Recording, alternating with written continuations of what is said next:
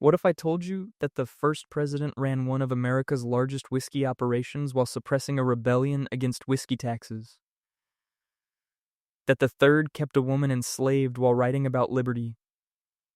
That one president annexed a foreign nation through constitutional gymnastics his own party rejected, and another manufactured a war to seize half of Mexico? Every presidency contains a gap between the marble bust in the history books and the documented deals made in smoke-filled rooms. This isn't conspiracy theory. It's congressional records, testimony transcripts, and investigative journalism from 2 centuries of American power. Hit subscribe. This is the kind of history they don't teach. Get comfortable. Pour something warm. Settle in for the night. By the spring of 1791, George Washington faced a problem that would define his presidency in ways the textbooks rarely mention.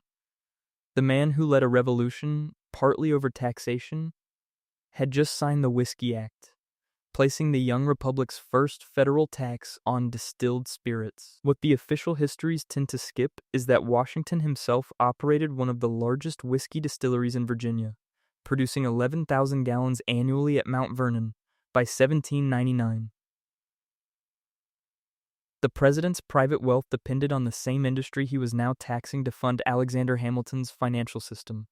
When Pennsylvania farmers organized protests against the levy, Washington didn't see fellow citizens exercising their rights.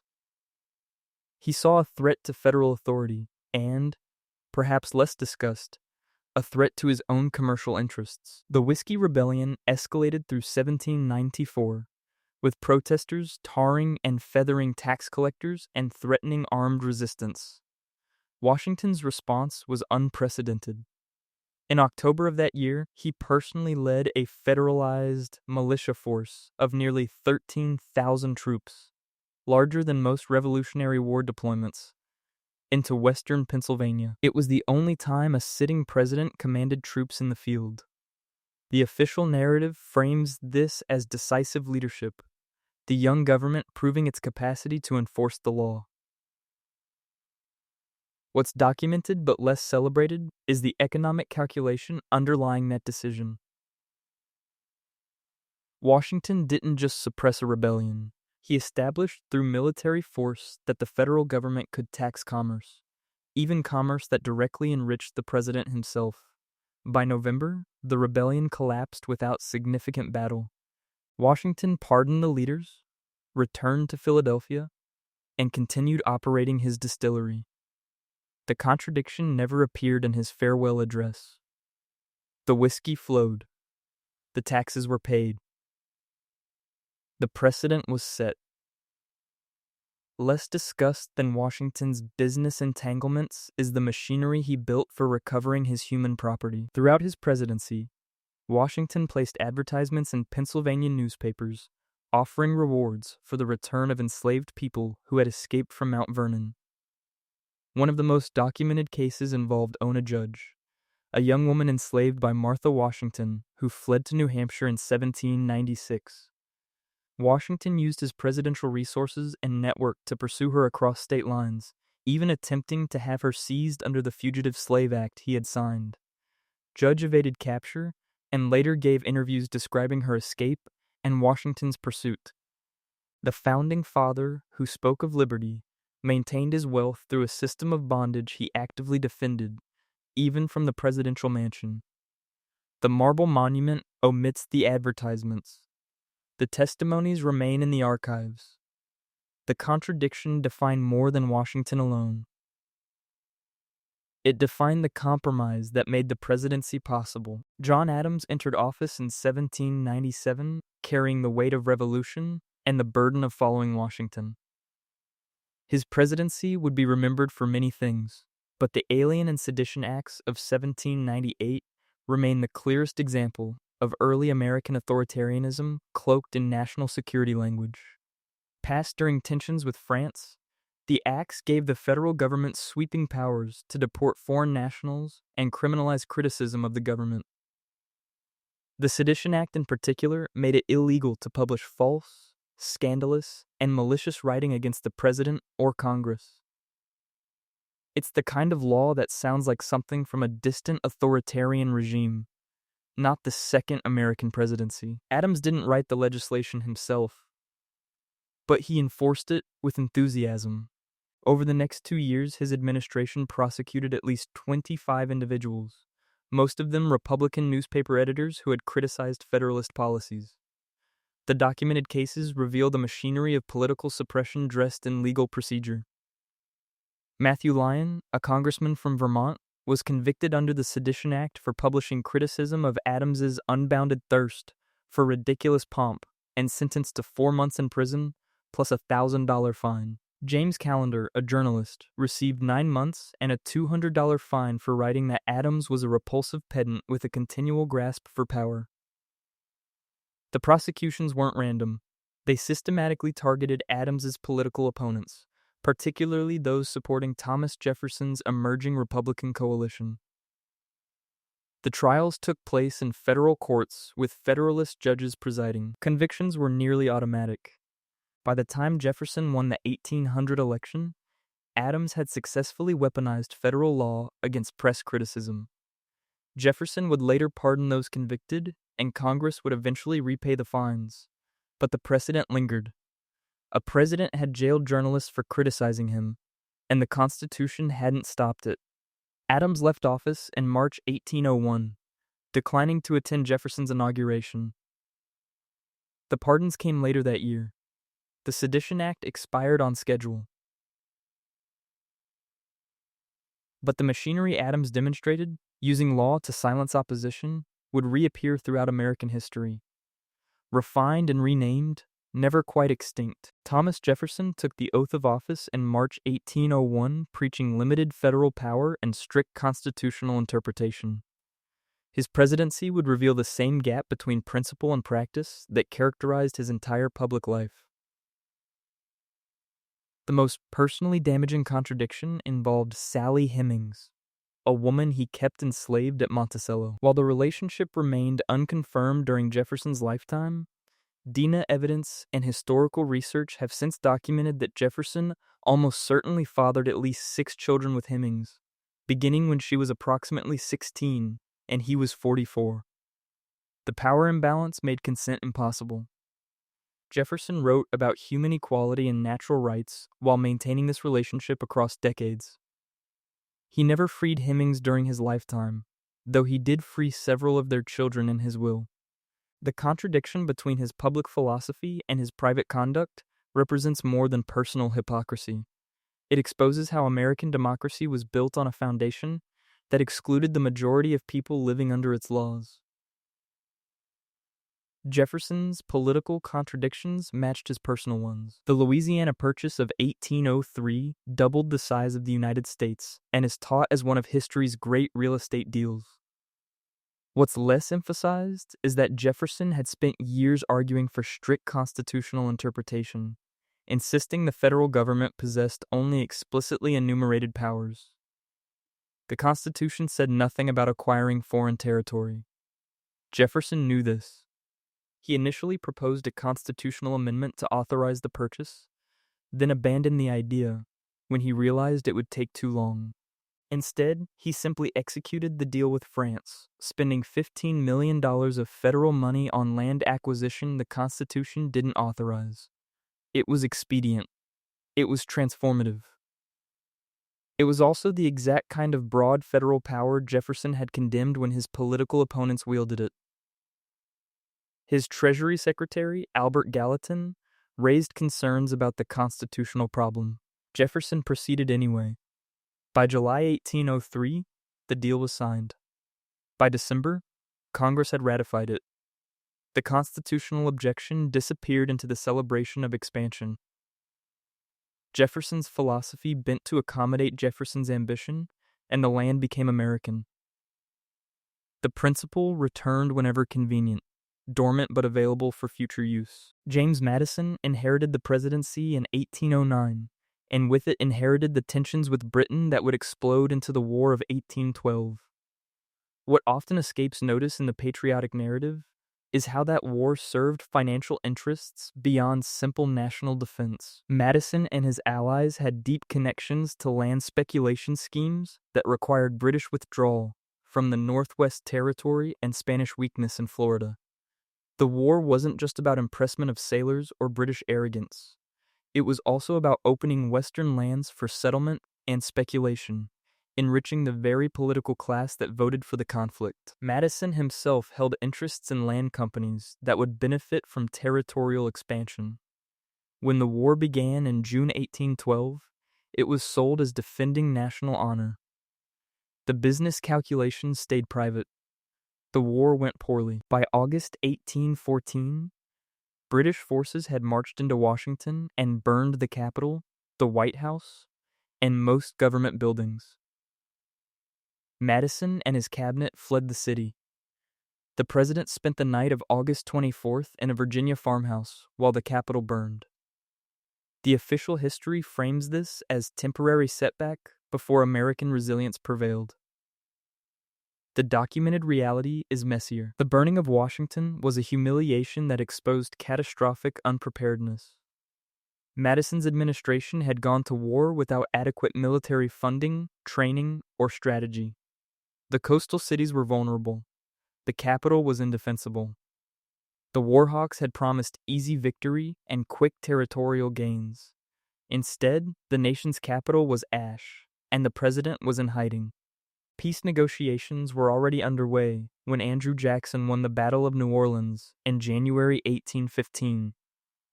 2 weeks after the Treaty of Ghent had been signed, but before news reached Louisiana. The victory salvaged American pride and Jackson's career. It didn't change the treaty terms. Madison returned to a rebuilt Washington. His reputation survived, and the land speculation continued. The war's financial beneficiaries rarely appeared in the victory celebrations, but they appeared in the land office records. The precedent was established. You could start a war for unstated reasons, lose the capital, and still declare victory if the final battle went well. The machinery of power adapted. The marble continued to hide the smoke. James Monroe entered the presidency in 1817, during what historians would label the era of good feelings, a name that speaks more to the temporary absence of organized political opposition than to any genuine national contentment. Monroe would oversee the Missouri Compromise of 1820, one of the early republic's most cynical backroom arrangements. The official story presents it as statesmanship preventing disunion. The documented reality shows a carefully choreographed deal where Northern politicians traded away the principle of restricting slavery's expansion in exchange for maintaining sectional balance in the Senate. Monroe didn't author the compromise. That credit goes to Henry Clay and others. But the president managed the politics quietly, ensuring the arrangement held. The deal admitted Missouri as a slave state and Maine as a free state, preserving the sectional balance at 12 states each, while drawing a line at the 3630 parallel prohibiting slavery in territories north of it. It sounded principled. The principle was abandonment. Northern congressmen who had opposed slavery's expansion voted for the compromise because their constituents wanted sectional peace more than they wanted justice. Southern politicians accepted a temporary limit on expansion because they understood the line could be redrawn later. Monroe signed the legislation in March 1820. The compromise held for 30 years, then collapsed into civil war, but for Monroe's presidency, it served its purpose. The Union survived. The politics stabilized. The enslaved population in Missouri remained enslaved. Everyone in power got what they needed. Monroe's second major territorial achievement was acquiring Florida from Spain through the Adams-Ons Treaty of 1819. The official version emphasizes diplomatic skill. The fuller story includes General Andrew Jackson's unauthorized invasion of Spanish Florida in 1818, where he executed 2 British citizens and seized Spanish forts, creating an international incident that somehow resolved in America's favor. Jackson claimed he had secret authorization from Monroe. Monroe denied it. The documentation remains ambiguous, which is often the point. What's clear is that Jackson's aggression put Spain in a position where ceding Florida looked like the dignified option compared to continued military humiliation. Monroe disavowed Jackson publicly while using the crisis to pressure Spain. By February 1819, Spain agreed to cede Florida and settle boundary disputes in exchange for American assumption of up to $5 million in claims by U.S. citizens against Spain. It was conquest through plausible deniability. Jackson became a national hero. Monroe got Florida. Spain got out. The two British citizens Jackson executed never got a trial. The method became template. Let a general create the crisis, disavow him if necessary, accept the territorial gains. Monroe left office in 1825, with the nation larger, more prosperous, and no more democratic than he found it. The compromises just had better branding. John Quincy Adams, Monroe's Secretary of State and son of the second president, entered the presidency in 1825 under clouds of what became known as the corrupt bargain. The election of 1824 produced no electoral college majority, throwing the decision to the House of Representatives. Andrew Jackson had won the popular vote and the most electoral votes, but not a majority. The House had to choose among the top three candidates: Jackson, Adams, and William Crawford. Henry Clay, who finished fourth and was thus eliminated, controlled significant congressional influence as Speaker of the House. Clay despised Jackson and used his influence to deliver the presidency to Adams. Days after Adams's House victory in February 1825, he nominated Clay as Secretary of State, the traditional stepping stone to the presidency. The sequence was too convenient. Jackson and his supporters immediately cried corruption, arguing that Adams and Clay had made a deal. Clay's support in exchange for the office that would position him for a future presidency. Adams and Clay denied it.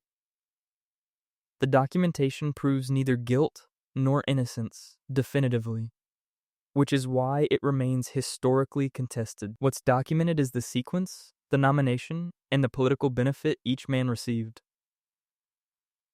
What's also documented is that this controversy destroyed Adams's ability to govern effectively. His presidency was hamstrung from the start. Every policy initiative faced accusations of illegitimacy. Jackson spent 4 years building a political coalition based partly on the corrupt bargain narrative. Adams's ambitious domestic program, federal infrastructure, a national university, scientific expeditions, died in Congress. He proposed neutrality in South American independence struggles while maintaining diplomatic protocols that looked like aristocratic pretension to a democratizing electorate. Adams was a brilliant diplomat and a principled statesman who entered the presidency through a process that looked corrupt regardless of the reality. The perception destroyed him.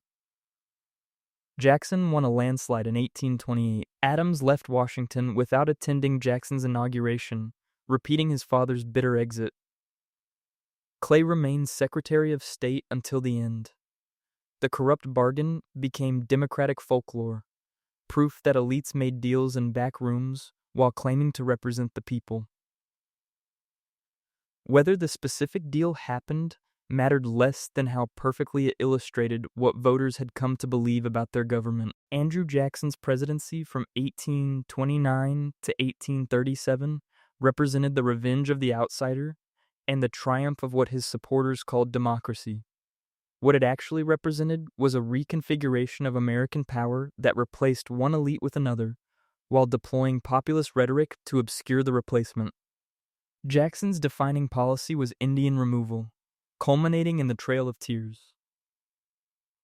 The Indian Removal Act of 1830 gave Jackson authority to negotiate treaties exchanging Native American tribal lands in the Southeast for territory west of the Mississippi. The law required voluntary agreement. Jackson treated it as authorization for forced deportation. The Cherokee Nation challenged removal in the Supreme Court and won. In Worcester v. Georgia, Chief Justice John Marshall ruled that Georgia had no authority over Cherokee territory. Jackson reportedly responded, "John Marshall has made his decision, now let him enforce it." Whether Jackson said exactly those words is disputed, but what's documented is that he ignored the ruling and proceeded with removal anyway.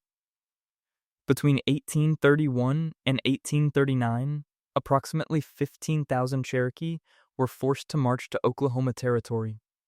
Around 4,000 died from exposure, disease, and starvation during the journey. The logistics were documented in military records. The suffering was witnessed and recorded. Jackson's policy was genocide dressed in legislation, and the Supreme Court couldn't stop it. Jackson's other defining battle was destroying the Second Bank of the United States, which he viewed as a corrupt monopoly serving Eastern elites. He was partly right. The bank concentrated financial power in ways that benefited its directors and their allies. But Jackson's alternative wasn't democratic finance. It was patronage and chaos. After vetoing the bank's recharter in 1832 and winning re-election partly on that veto, Jackson withdrew federal deposits from the bank in 1833 and distributed them among state banks run by political allies, nicknamed pet banks. The result was speculative chaos and eventually the Panic of 1837, though that crisis hit after Jackson left office. What's less discussed is that Jackson's attack on the bank enriched his political allies who ran the pet banks. It was presented as war against elite corruption.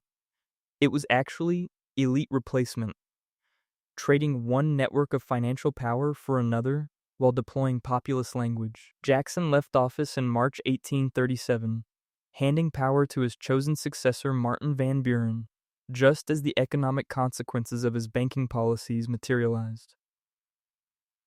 The Panic of 1837 destroyed banks, businesses, and savings across the nation. Jackson retired to Tennessee, his reputation secure among his base.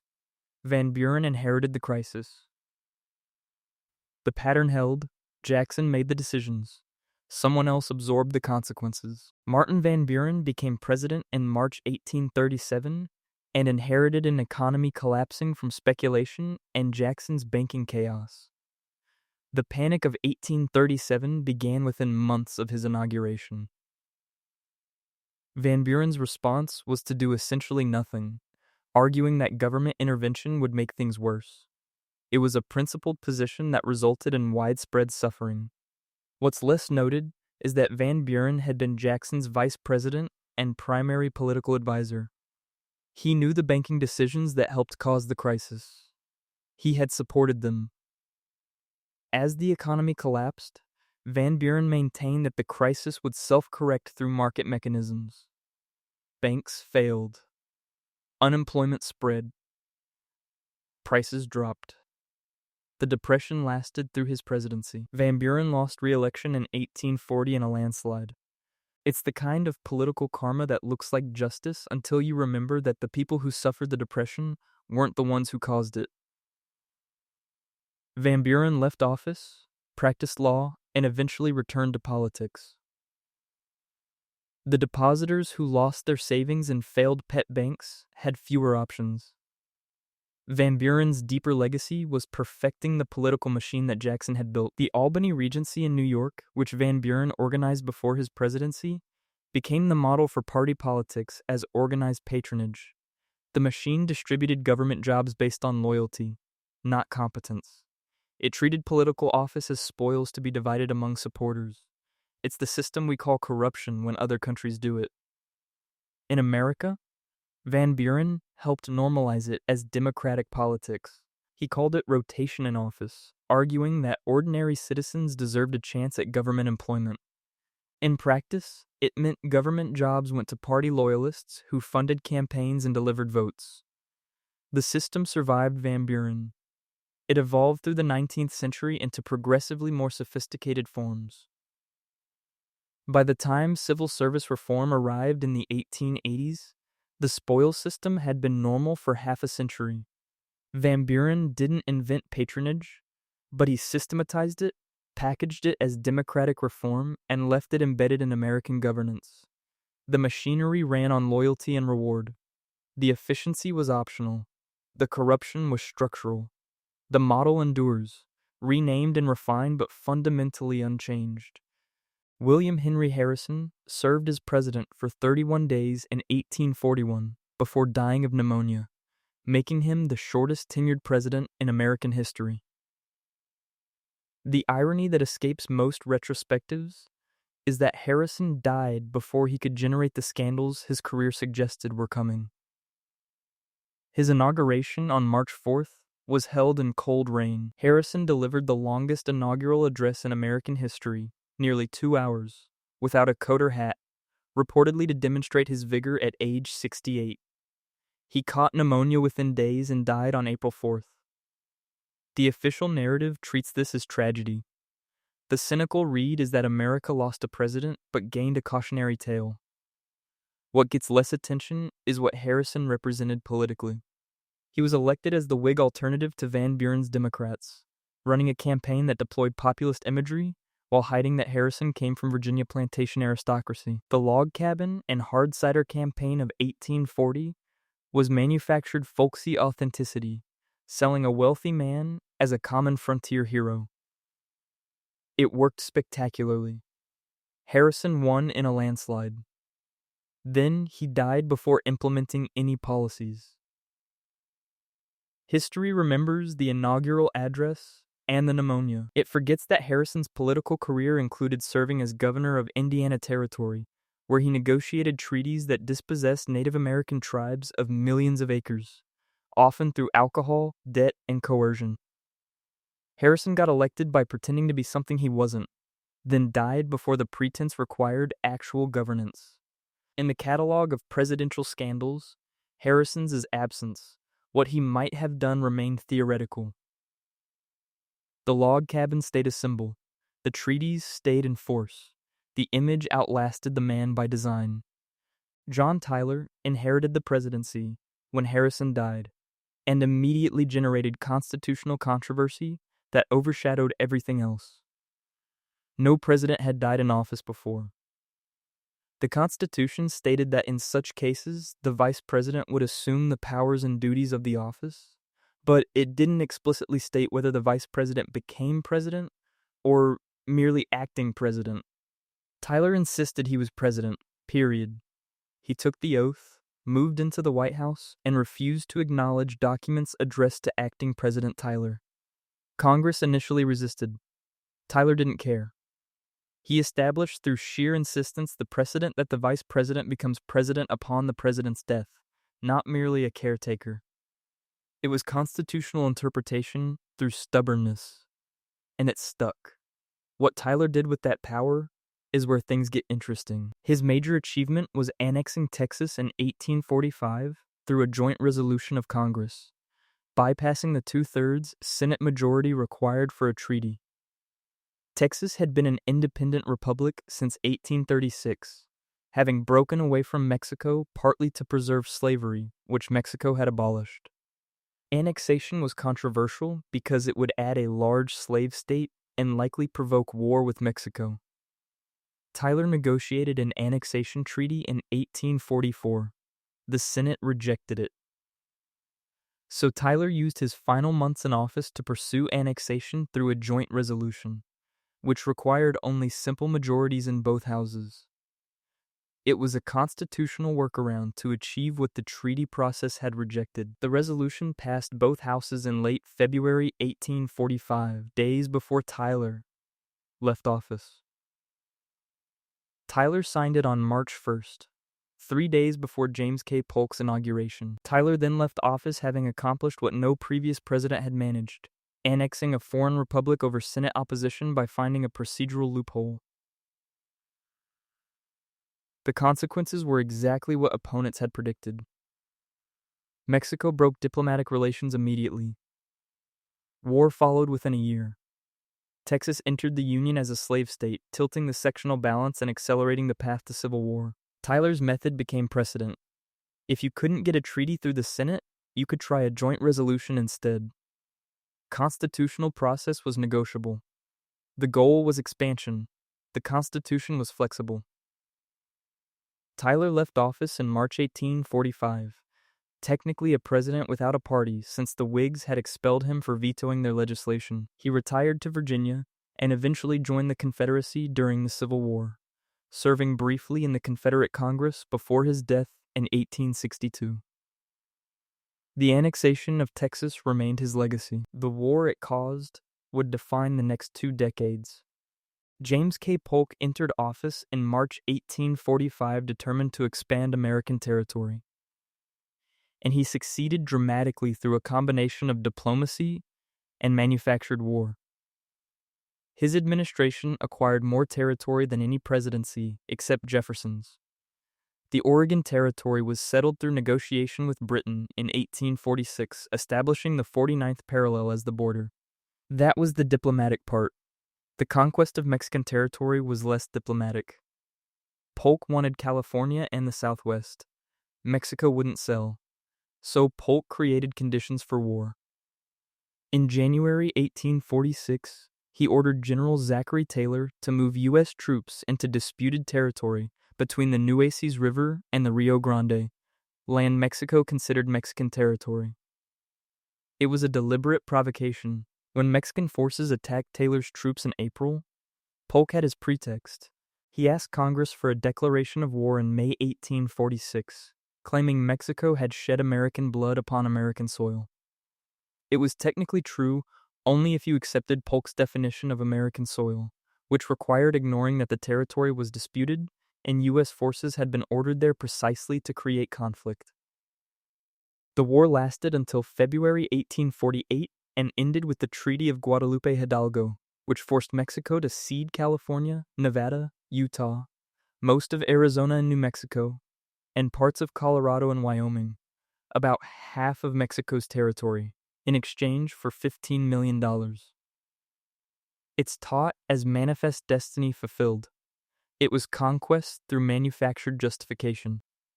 The Nooses Strip deployment was deliberate strategy to create a casus belli.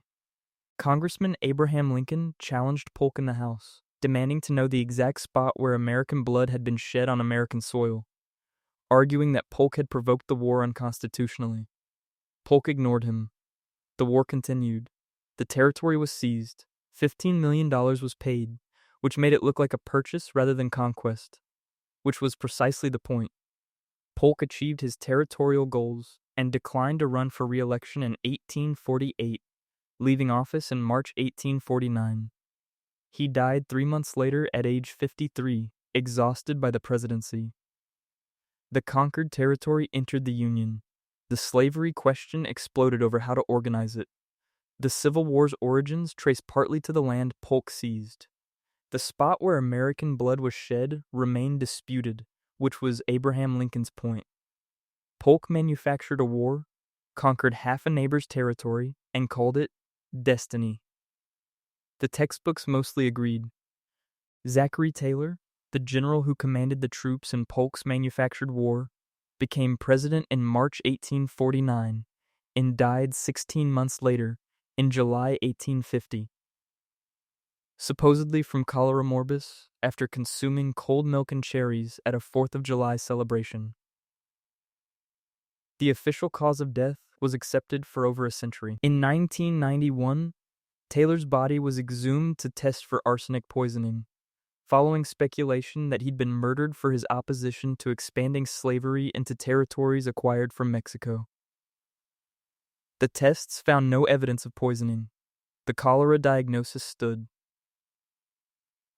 But the fact that Taylor's death required exhumation and testing 140 years later speaks to how convenient his death was politically. Taylor, a Louisiana slaveholder, had nevertheless opposed extending slavery into the Mexican territories, believing it would tear the Union apart. His position infuriated Southern radicals. He died just as Congress was finalizing the Compromise of 1850, which would have faced presidential resistance. Taylor's death allowed Millard Fillmore, his vice president and a compromise supporter, to assume office and sign the legislation. Whether Taylor was murdered remains unproven. What's documented is that his death was politically convenient for forces he opposed.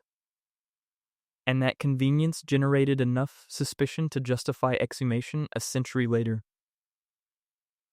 Taylor's brief presidency is mostly forgotten, overshadowed by his death and the compromise that followed it.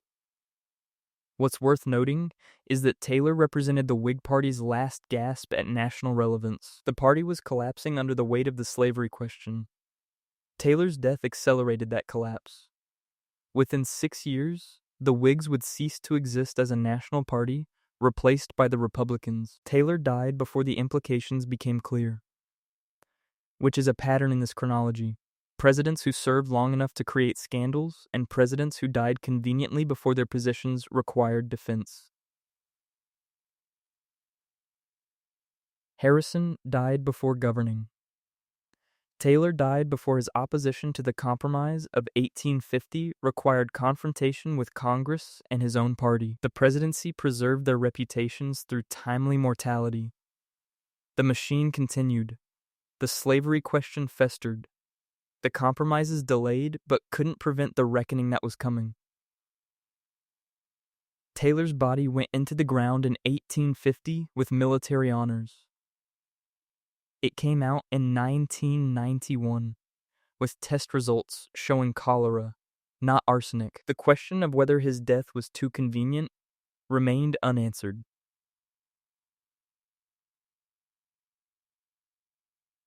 The arsenic wasn't there. The suspicion was. The presidency moved forward. The machinery adapted. Millard Fillmore assumed the presidency in July 1850 following Taylor's death and immediately faced the sectional crisis Taylor had tried to resist. Fillmore's signature act was signing the Compromise of 1850, a package of 5 bills that temporarily diffused tensions over slavery in the territories acquired from Mexico. The Compromise admitted California as a free state, organized New Mexico and Utah territories with no restrictions on slavery, settled the Texas-New Mexico boundary dispute, abolished the slave trade in Washington, D.C., and, most consequentially, enacted a new Fugitive Slave Act. That final provision is where Fillmore's complicity becomes undeniable. The Fugitive Slave Act of 1850 required federal officials and northern citizens to assist in capturing and returning escaped slaves. It denied alleged fugitives the right to trial by jury and prohibited them from testifying on their own behalf. It created federal commissioners who received $10 if they ruled someone was a fugitive slave, but only $5 if they ruled in favor of freedom, a built-in financial incentive for enslavement. The law essentially nationalized slavery, forcing free states to participate in its enforcement.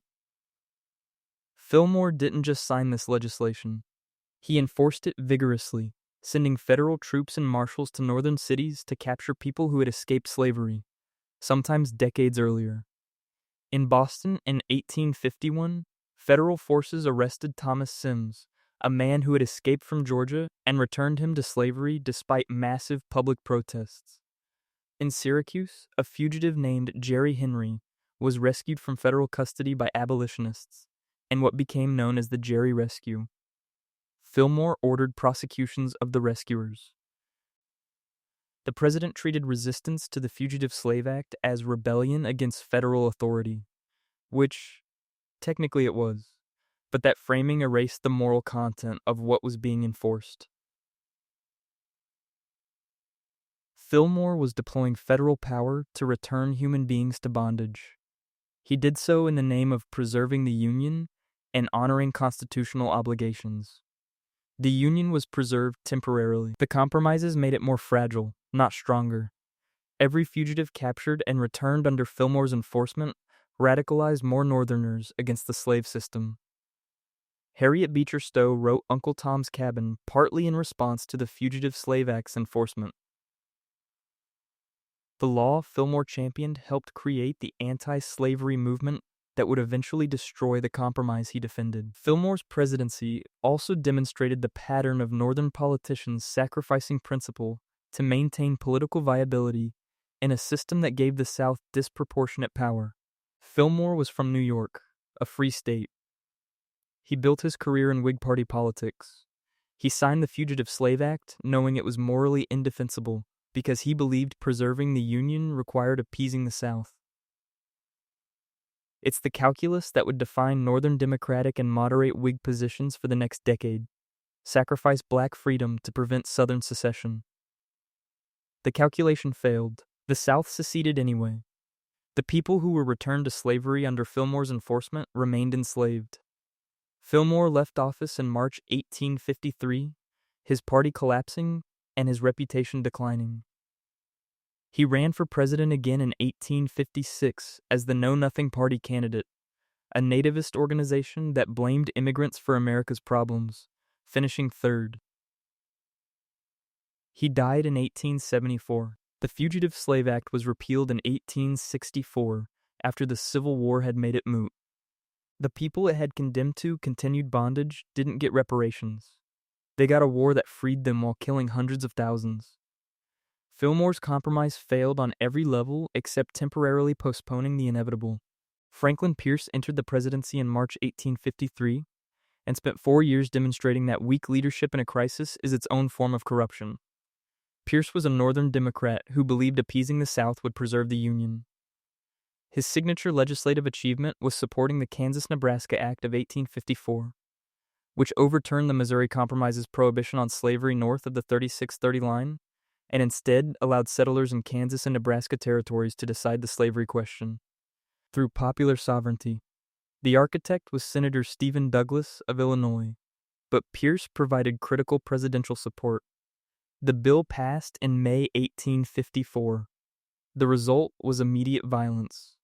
Pro-slavery and anti-slavery settlers rushed into Kansas, both sides determined to control the territorial government and thus the slavery decision. By 1855, the territory had descended into guerrilla warfare that newspapers called Bleeding Kansas. Armed bands attacked settlements. The town of Lawrence was sacked by pro-slavery forces in May 1856. Abolitionist John Brown led a retaliatory massacre at Pottawatomie Creek, killing 5 pro-slavery settlers. Over the next several years, approximately 56 people died in the Kansas violence. Pierce responded by siding with pro-slavery territorial governments that had been elected through fraud and violence, recognizing their legitimacy even as evidence of electoral manipulation became undeniable. The Lecompton Constitution, drafted by a pro-slavery convention in 1857 after Pierce left office, illustrated the corruption he had enabled.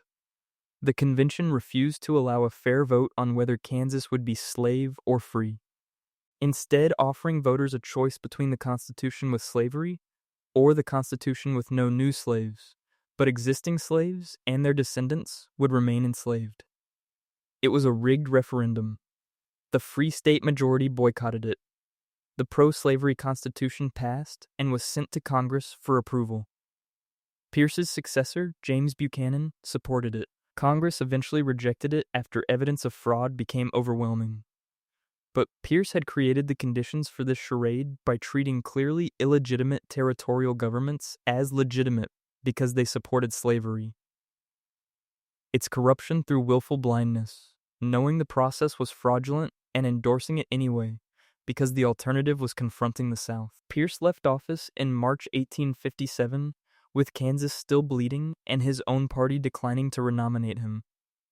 He's remembered as one of the worst presidents, which understates the specific damage he caused. Pierce took an already unstable situation and made it violently worse by backing a policy he knew would lead to conflict, then siding with pro-slavery forces even when their tactics included electoral fraud and terrorism.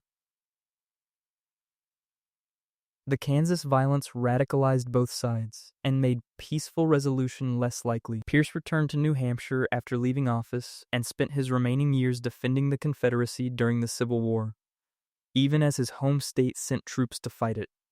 He died in 1869, largely forgotten except as an example of how not to lead during crisis.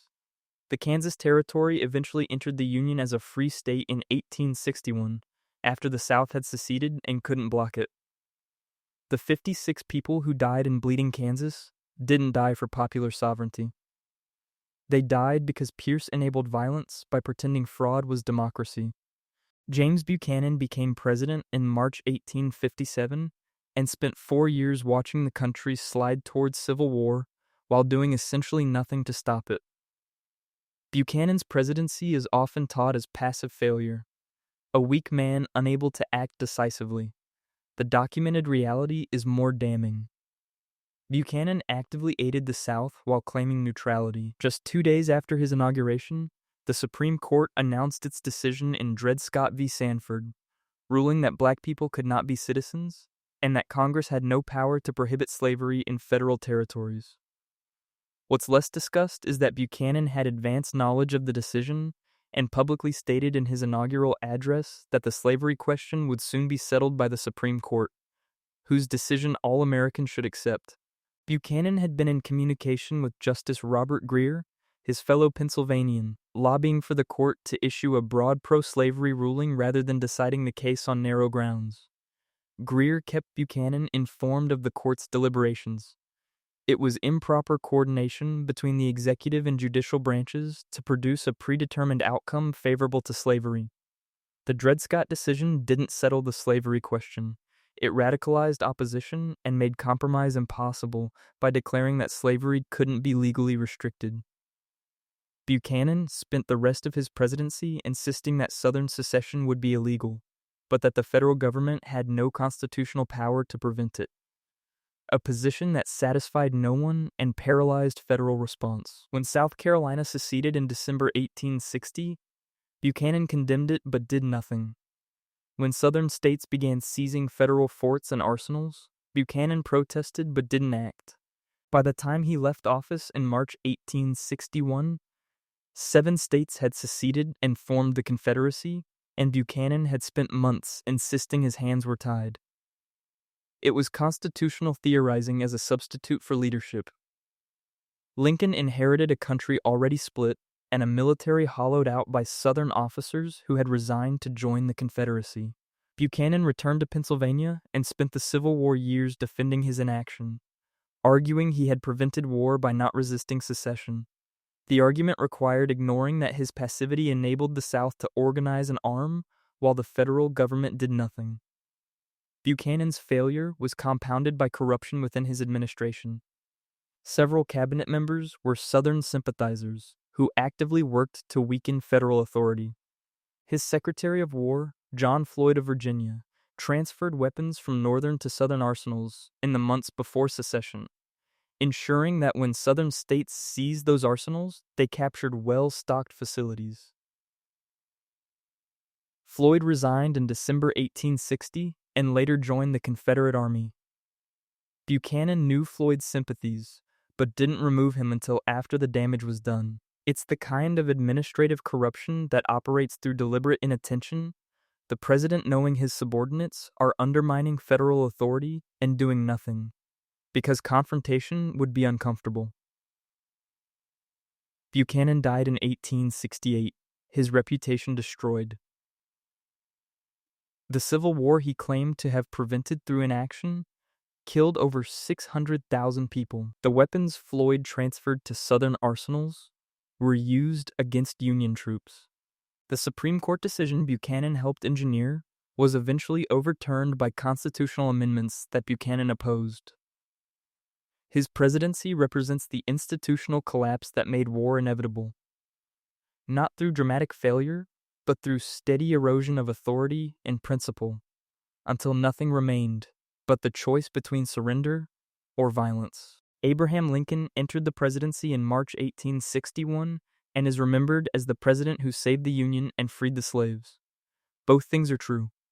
What's also true is that Lincoln suspended habeas corpus, jailed critics without trial, suppressed newspapers, and oversaw massive war profiteering that enriched contractors while soldiers died with defective equipment. The suspension of habeas corpus began in April 1861 in Maryland, where Confederate sympathizers threatened Washington's supply lines.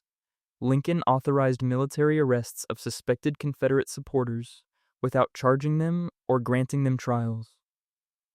Chief Justice Roger Taney ruled the suspension unconstitutional and ex parte Merryman, arguing only Congress could suspend habeas corpus. Lincoln ignored the ruling.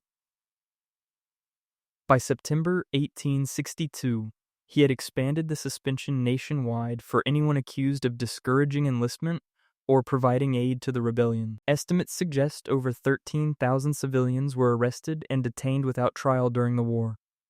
Some were Confederate spies. Others were newspaper editors who criticized the war, state legislators who opposed federal policy, and citizens accused by neighbors with personal grudges. The process for determining who deserved arrest was arbitrary. The military controlled detention. Civilian courts had no jurisdiction. Lincoln defended the suspensions as military necessity. The argument was that you can't preserve constitutional government if the country ceases to exist, so temporary suspension of rights was justified to save the system. It's the authoritarian logic that appears in every crisis. Rights are suspended to preserve the system that guarantees those rights, and the suspension outlasts the immediate emergency. Lincoln's suspensions continued until the war's end. They were never formally lifted so much as they became unnecessary when the Confederacy surrendered. The 13,000 detained without trial never received apologies or compensation. The precedent remained. Future presidents would cite Lincoln's example when seeking emergency powers. The machinery of extralegal detention had been tested and proven effective. It remained available for future crises. Less discussed than the civil liberties suspensions is the systematic war profiteering that occurred under Lincoln's administration. The War Department in 1861 and 1862 was chaotic, awarding contracts to suppliers who delivered defective rifles, spoiled food, and diseased horses at inflated prices. The shoddy scandal involved uniforms made from reprocessed wool that disintegrated in rain, leaving soldiers exposed. Congressional investigations documented systematic fraud, but prosecutions were rare. The suppliers had political connections. The contracts kept flowing. Secretary of War Simon Cameron was forced to resign in January 1862 amid corruption allegations, replaced by Edwin Stanton, who brought more competence, but couldn't eliminate the profiteering entirely. The system was too decentralized and the demand too urgent. By 1864, the War Department had improved contracting procedures, but by then, fortunes had been made selling the government defective supplies. Lincoln wasn't personally corrupt, but his administration oversaw a system where contractors profited from wartime emergency while soldiers carried rifles that misfired. The memorial on the National Mall omits this complexity. The congressional investigations documented it extensively. Both things can be true. Lincoln saved the Union and ended slavery, and his administration enabled corruption that cost lives and rewarded fraud. The marble hides the smoke. The records remain in the archives.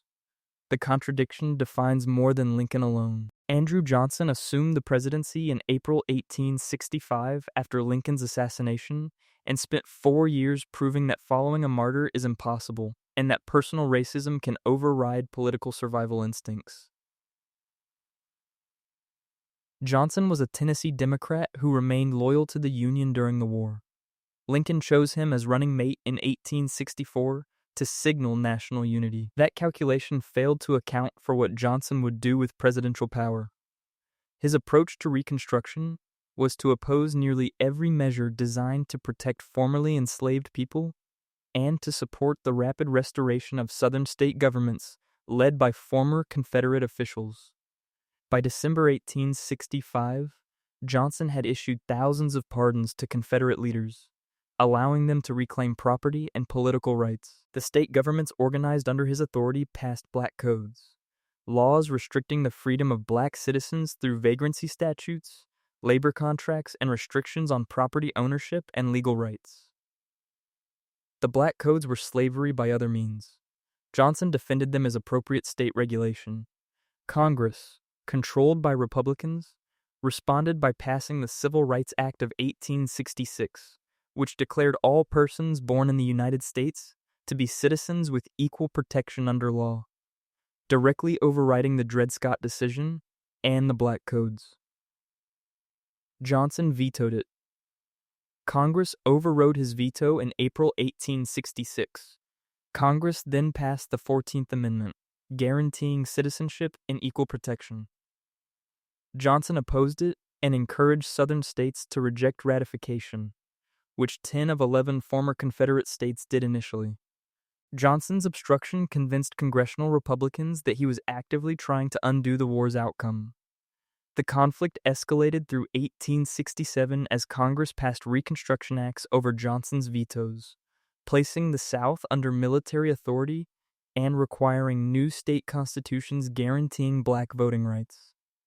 Johnson enforced these laws minimally, using his power as commander-in-chief to appoint military governors sympathetic to white Southern interests and to issue pardons undermining military authority. The breaking point came when Johnson violated the Tenure of Office Act by removing Secretary of War Edwin Stanton without Senate approval in February 1868. The act, passed in 1867, required Senate consent to remove officials whose appointments had required Senate confirmation. It was partly designed to protect Stanton, who was implementing congressional reconstruction over Johnson's objections. Johnson considered the act unconstitutional and removed Stanton anyway. The House impeached Johnson in February 1868 on 11 articles, primarily focused on the Stanton removal, but also alleging Johnson had brought the presidency into contempt through his public statements attacking Congress. The Senate trial lasted from March to May. Johnson avoided conviction by one vote. The final tally was 35 guilty to 19 not guilty, one vote short of the 2/3 majority required for removal. What's often missed in the dramatic near-miss narrative is the corruption beneath the procedural fight. Johnson's opposition to Reconstruction wasn't just principled constitutional disagreement. He was personally racist, regularly referring to black Americans in derogatory terms, even in official contexts. His pardons of Confederate leaders weren't just about reconciliation. They restored property and power to the same class that had started the war, many of whom were personal and political allies.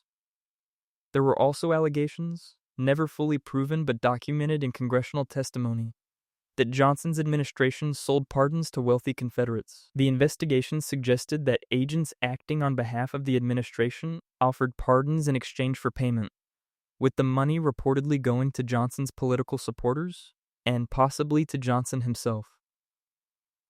The evidence was circumstantial. Investigators documented meetings between pardon seekers and Johnson's allies, followed by pardons being issued and money changing hands. Johnson denied involvement. The proof was never definitive enough to support criminal charges, but the pattern was suspicious enough that it became one of the impeachment articles. Though not the primary focus, Johnson survived impeachment and left office in March 1869, with his reputation destroyed among Republicans, but intact among white Southerners who appreciated his obstruction of Reconstruction.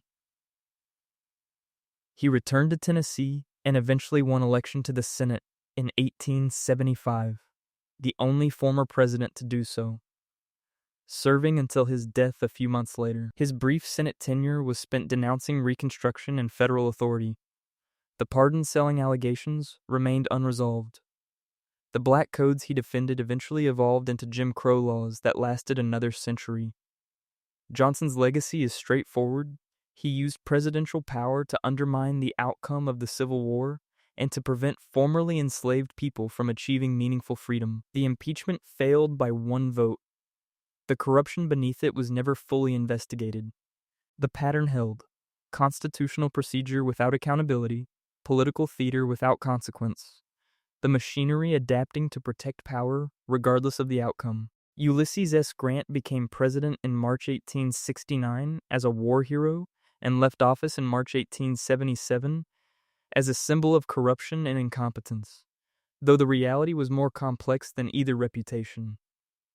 Grant himself was not personally corrupt in the sense of taking bribes or enriching himself through office. His problem was that he trusted people who betrayed that trust, appointed friends who used their positions for personal gain, and defended them long after evidence of their corruption became overwhelming. The result was an administration riddled with scandals that Grant's personal integrity couldn't contain. The first major scandal was the gold ring conspiracy in 1869. Two financiers, Jay Gould and James Fisk, attempted to corner the gold market by driving up prices. They needed the federal government to stop selling gold reserves, which would counteract their price manipulation. They cultivated Grant's brother-in-law, Abel Corbin, who introduced them to Grant and convinced them the president would cooperate. Grant didn't cooperate, and when he learned of the scheme in September 1869, he ordered the Treasury to sell gold, breaking the corner and crashing the market on Black Friday, September 24th. Fortunes were lost. Grant avoided direct implication, but the scandal revealed how easily his inner circle could be manipulated by financiers seeking government favor. The whiskey ring scandal of 1875 was worse, because it directly involved Grant's appointees and personal secretary. The scheme involved distillers and treasury officials across multiple cities conspiring to evade federal whiskey taxes. The distillers would pay bribes to treasury agents, who would then falsify production records, allowing massive tax evasion. The operation ran for years, defrauding the government of millions in revenue. The money was partly used to fund Republican Party campaigns, creating a corruption loop where stolen tax money funded the party that controlled the enforcement mechanisms. Treasury Secretary Benjamin Bristow launched an investigation in 1875 that exposed the conspiracy. Over 238 indictments were issued. Grant's personal secretary, Orville Babcock, was indicted for conspiracy. Grant initially supported the investigation, but turned defensive when Babcock was charged. He gave a deposition defending Babcock's character, which helped secure Babcock's acquittal. The prosecution successfully convicted many participants, but Grant's intervention protected his personal secretary despite substantial evidence of guilt. It demonstrated that Grant's loyalty to friends overrode his commitment to accountability. The Credit Mobilier scandal, though it originated before Grant's presidency, exploded during his first term and implicated members of Congress and his own vice president, Schuyler Colfax. Credit Mobilier was a construction company created by Union Pacific Railroad executives to build the Transcontinental Railroad. The company massively overcharged the railroad for construction costs, effectively allowing the executives to pay themselves inflated fees using federal subsidies. To prevent congressional investigation, Credit Mobilier sold shares to key congressmen at below market rates, essentially bribing them with guaranteed profits. Representative Oakes Ames of Massachusetts distributed the shares. The scandal broke in 1872 during Grant's re-election campaign. Congressional investigations revealed that Vice President Colfax and multiple prominent congressmen had received shares and lied about it. Colfax wasn't renominated for vice president. Several congressmen were censured. The investigations revealed systematic corruption in the railroad subsidies that built the Transcontinental Railroad, but prosecutions were limited. The companies had achieved their goal, the railroad was built, the subsidies were secured, and only a few individuals faced consequences while the underlying system of political corporate collaboration continued. Grant's 2 terms established the template for Gilded Age corruption, rapid economic development enabled by government subsidies, systematic fraud in federal contracting and taxation, political machines funded by illegal money, and selective prosecution that punished mid-level participants while protecting wealthy architects and politically connected defenders. Grant left office in March 1877, with his military reputation intact, but his political reputation damaged. He attempted a 3rd term in 1880, but lost the Republican nomination. He died in 1885, having finished his memoirs while dying of throat cancer. The memoirs were excellent and restored his reputation as a writer and military strategist. The political corruption of his administration remained in the historical record, a demonstration that personal integrity doesn't prevent systemic corruption when the systems themselves are designed to reward it. Rutherford B. Hayes entered the presidency in March 1877 through one of the most corrupt bargains in American history. The Compromise of 1877. The election of 1876 between Hayes and Democrat Samuel Tilden was disputed. Tilden won the popular vote and was one electoral vote short of winning the Electoral College. 20 electoral votes from 4 states, Florida, Louisiana, South Carolina, and Oregon, were disputed, with both parties submitting competing certifications. Congress created an electoral commission to resolve the disputes. The commission had 15 members, 5 senators, 5 representatives, and 5 Supreme Court justices, divided along party lines. The commission voted strictly on party lines, awarding all 20 disputed votes to Hayes, giving him a 185 to 184 electoral college victory. Democrats controlled the House and could have blocked the result. They didn't. The compromise reached in late February 1877 gave Republicans the presidency in exchange for withdrawing federal troops from the South, effectively ending Reconstruction. The deal was finalized in meetings at the Wormley Hotel in Washington, where Republican and Democratic representatives negotiated terms. Hayes would become president. Federal troops would leave the South. Federal support for Republican state governments in Louisiana and South Carolina would end, allowing Democratic Redeemer governments to take power. The federal government would invest in Southern infrastructure.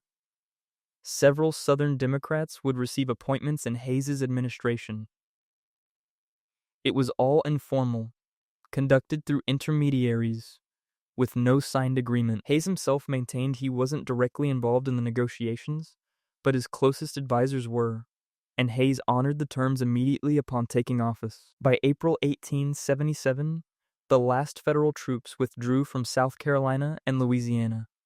The Republican state governments collapsed. Democratic governments took power and immediately began dismantling black political participation through violence and fraud that federal authority no longer challenged. The Compromise of 1877 traded black civil rights for Republican retention of the presidency. It was a calculated betrayal dressed as sectional reconciliation. Hayes left office in 1881, having served 1 term as promised. He spent his remaining years on education and prison reform, expressing regret about the abandonment of Reconstruction without acknowledging his role in finalizing it. He died in 1893.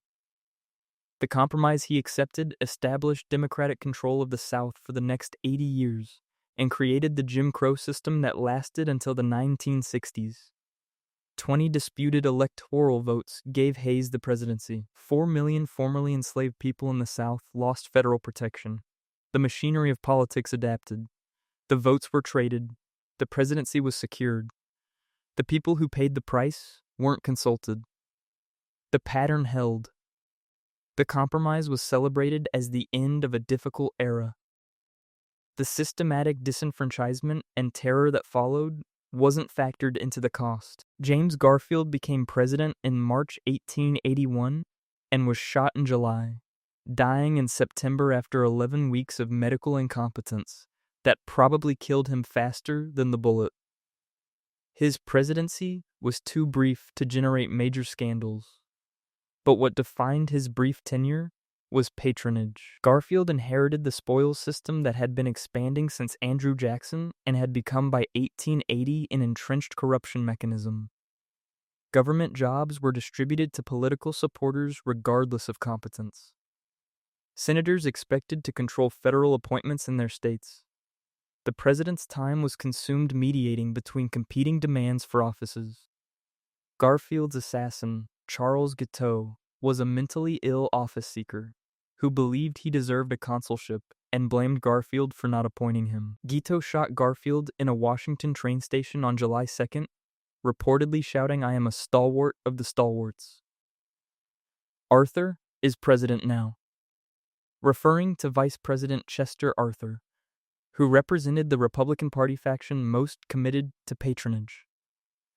The deeper scandal that Garfield never had time to fully address was the star route fraud. The Postal Service contracted with private carriers to deliver mail on star routes, rural routes too expensive for the government to operate directly.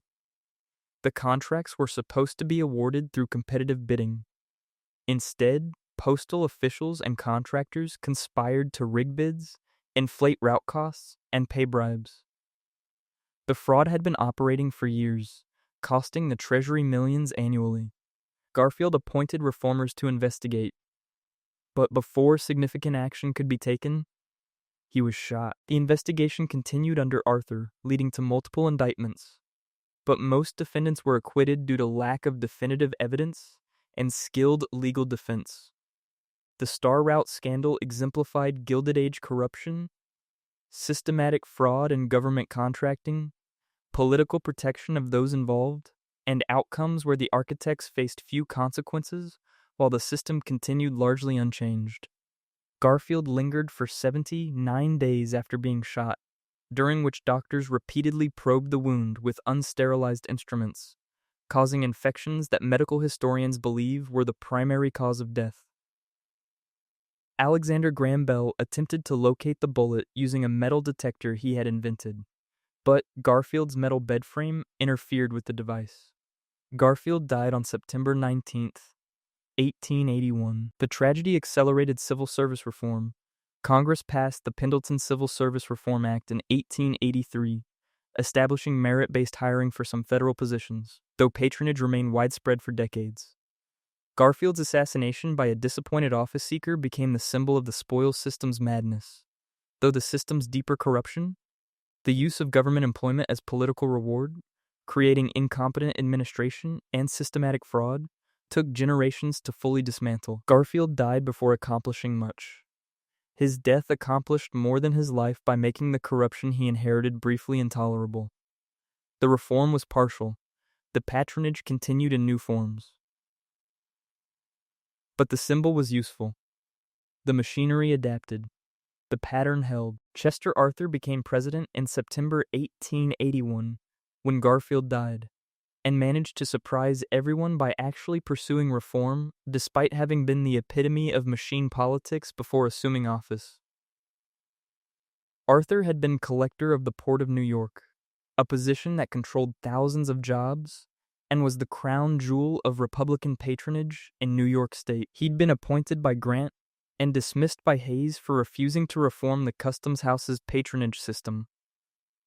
Arthur represented everything reform-minded citizens hated about Gilded Age politics, a machine operative who distributed jobs based on political loyalty and kickbacks. When he became president, reformers expected the worst.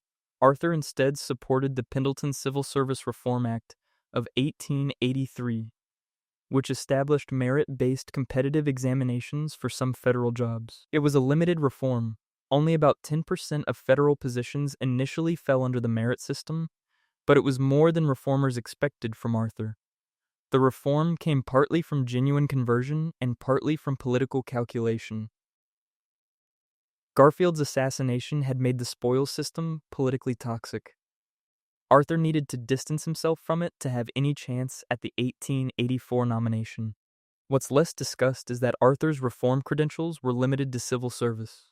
His Customs House background remained relevant throughout his presidency. During his time as collector, the New York Customs House was documented to have systematic underassessment of import duties, allowing importers to pay less tax in exchange for bribes to customs officials.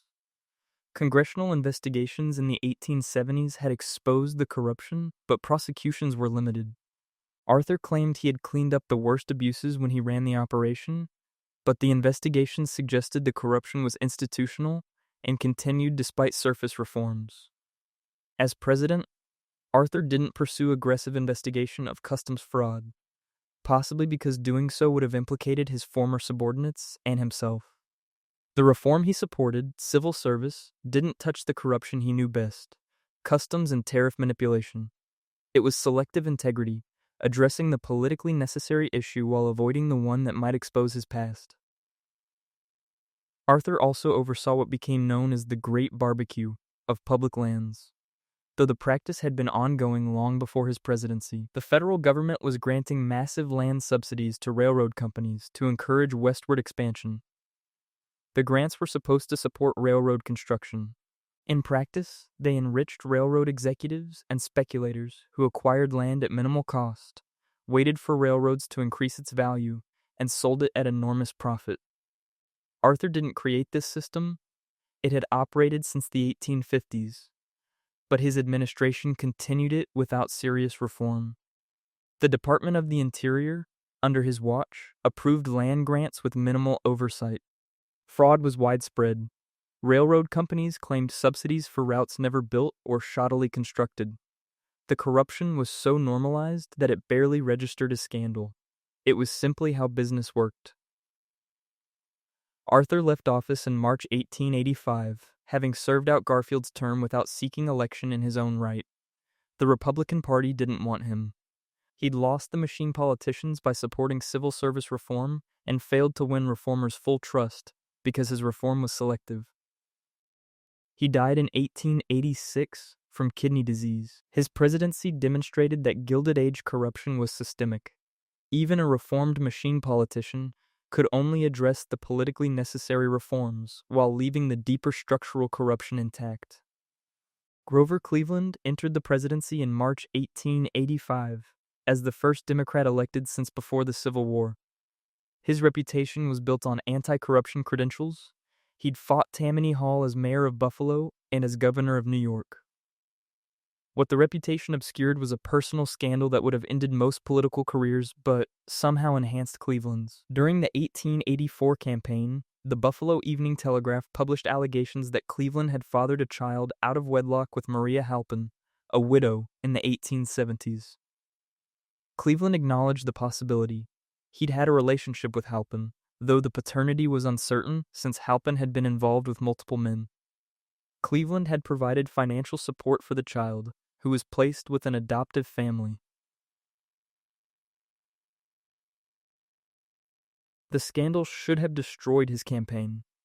Instead, Cleveland's response was to tell his advisors to tell the truth. His honesty about the relationship, while maintaining respectability on policy issues, convinced enough voters that he was morally acceptable despite the personal failing. What's less discussed is what happened to Maria Halpin. After the child's birth, Cleveland used his political connections to have Halpin committed to a mental institution briefly when she attempted to regain custody of the child. The commitment was involuntary. Halpin later claimed Cleveland had sexually assaulted her, though she made this claim decades later and the historical record is disputed. Cleveland's version was that the relationship was consensual, and that Halpin had been unstable and alcoholic, justifying the institutional commitment. The documentation is incomplete and contested. What's clear is that Cleveland had the power to have a woman institutionalized to resolve a custody dispute, and he used that power. He later provided financial support that ended his direct involvement with the child. The scandal revealed both Cleveland's honesty about sexual relationships and his willingness to use institutional power against women who challenged him. Both things were true. The voters chose to emphasize the honesty. Cleveland's major scandal as president was his handling of the Pullman strike in 1894 during his second term. But his first term established patterns of corporate-friendly governance that made the strike response predictable. Cleveland was a conservative Democrat who opposed labor unions, tariffs that protected American workers, and government intervention in the economy, except when that intervention supported business interests. He vetoed hundreds of private pension bills for Civil War veterans, arguing they were fiscally irresponsible, while supporting gold standard policies that enriched creditors and banking interests. In July 1894, workers at the Pullman Palace Car Company near Chicago went on strike over wage cuts and high rents in company housing. The American Railway Union, led by Eugene Debs, supported the strike by refusing to handle trains with Pullman cars. The strike paralyzed rail traffic across the Midwest. Cleveland responded by sending federal troops to Chicago in July 1894 over the objections of Illinois Governor John Peter Altgeld, who argued the state could handle the situation and that federal intervention was unconstitutional. Cleveland justified the intervention by claiming the strike interfered with mail delivery and interstate commerce. Federal troops broke the strike through violence. Clashes between troops and strikers resulted in property destruction and deaths. Accounts vary, but approximately 30 people died during the strike and its suppression. Eugene Debs was arrested for violating a federal injunction against interfering with mail trains. He was convicted of contempt and sentenced to 6 months in prison. The strike collapsed by mid-July. Cleveland had demonstrated that federal power could be deployed to break labor actions that threatened corporate interests, establishing a precedent that would be used repeatedly over the next decades. Cleveland's defenders argued he was enforcing law and protecting commerce. Critics noted he was much quicker to deploy federal troops against workers than he had been to protect black voters in the South, where violence and fraud had suppressed Republican votes in his 1884 election. The priorities were clear. Property and commerce deserved federal protection. Workers and black citizens did not. Cleveland left office in March 1897 after serving 2 non-consecutive terms, the only president to do so. He died in 1908. His legacy was conservative governance that protected business interests, honest corruption in the sense that he clearly stated his anti-labor and pro-business positions rather than hiding them, and personal controversy he survived through selective honesty. The pattern held. The workers who died in the Pullman strike didn't get justice. Debs went to prison. The Pullman Company continued operating. The machinery adapted. Cleveland's second term from 1893 to 1897 was dominated by the Panic of 1893 and his response to it, which involved making a secret deal with J.P. Morgan that saved the gold standard while enriching Morgan and violating Cleveland's stated principles about government banking relationships. The panic began in May 1893 with a stock market crash triggered by railroad overbuilding, silver inflation fears, and European capital withdrawal. Banks failed. Unemployment spread. By 1894, the Treasury's gold reserves fell below $100 million, threatening the government's ability to maintain the gold standard. Cleveland was committed to gold and terrified of silver inflation. In February 1895, with reserves near $60 million and falling, Cleveland turned to Morgan. The deal was negotiated in secret at the White House. Morgan and a syndicate of bankers would purchase 3.5 million ounces of government bonds using gold, replenishing the Treasury's reserves. In exchange, the syndicate received favorable terms. They could resell the bonds at a profit, effectively guaranteed by the government's promise to maintain the gold standard. The deal worked in the narrow sense. The gold reserves stabilized. But the optics were catastrophic. The Democratic president had made a secret deal with the most powerful banker in America to solve a financial crisis using terms that enriched the bankers. Populists and silver advocates exploded in rage. Cleveland defended the deal as necessary to prevent economic collapse. Critics noted he could have simply issued bonds publicly rather than giving Morgan's syndicate favorable terms. The Morgan deal exemplified Gilded Age corruption's final form, not bribery or fraud, but the fusion of government and corporate power, where both sides benefited from arrangements they presented as serving public interest. Morgan saved the gold standard, which protected banking interests and international creditors. Cleveland preserved the financial system, which protected his reputation and democratic economic policy.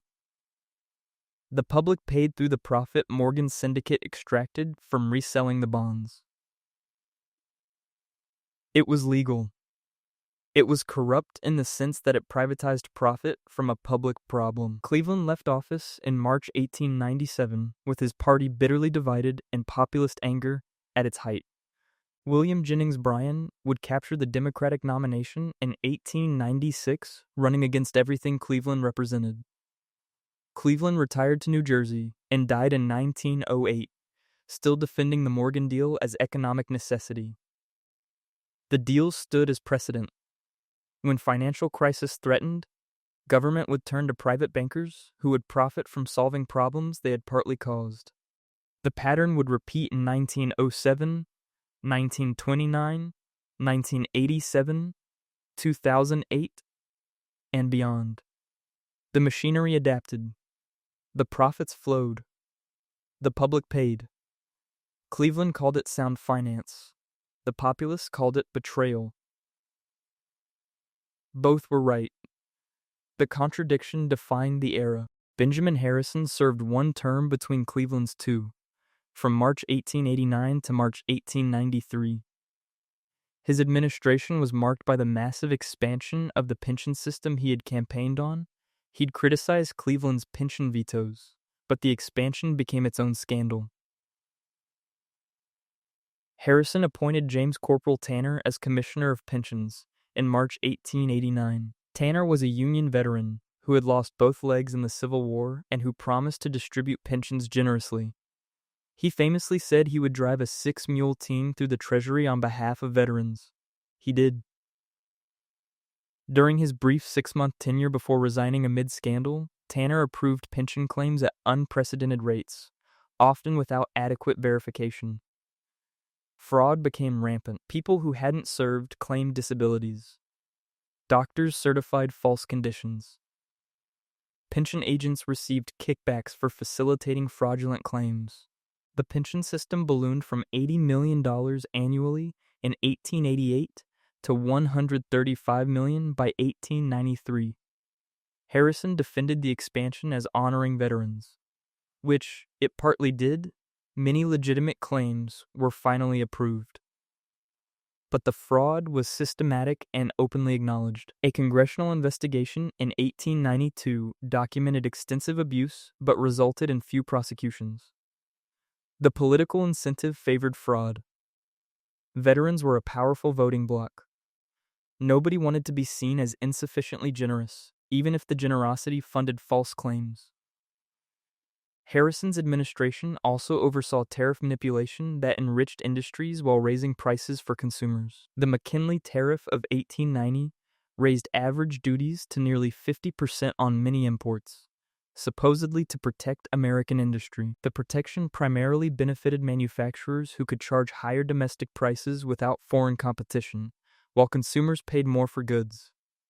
The tariff was written with input from the industries it protected, creating obvious conflicts of interest. Harrison signed it in October 1890, despite knowing it would be politically costly.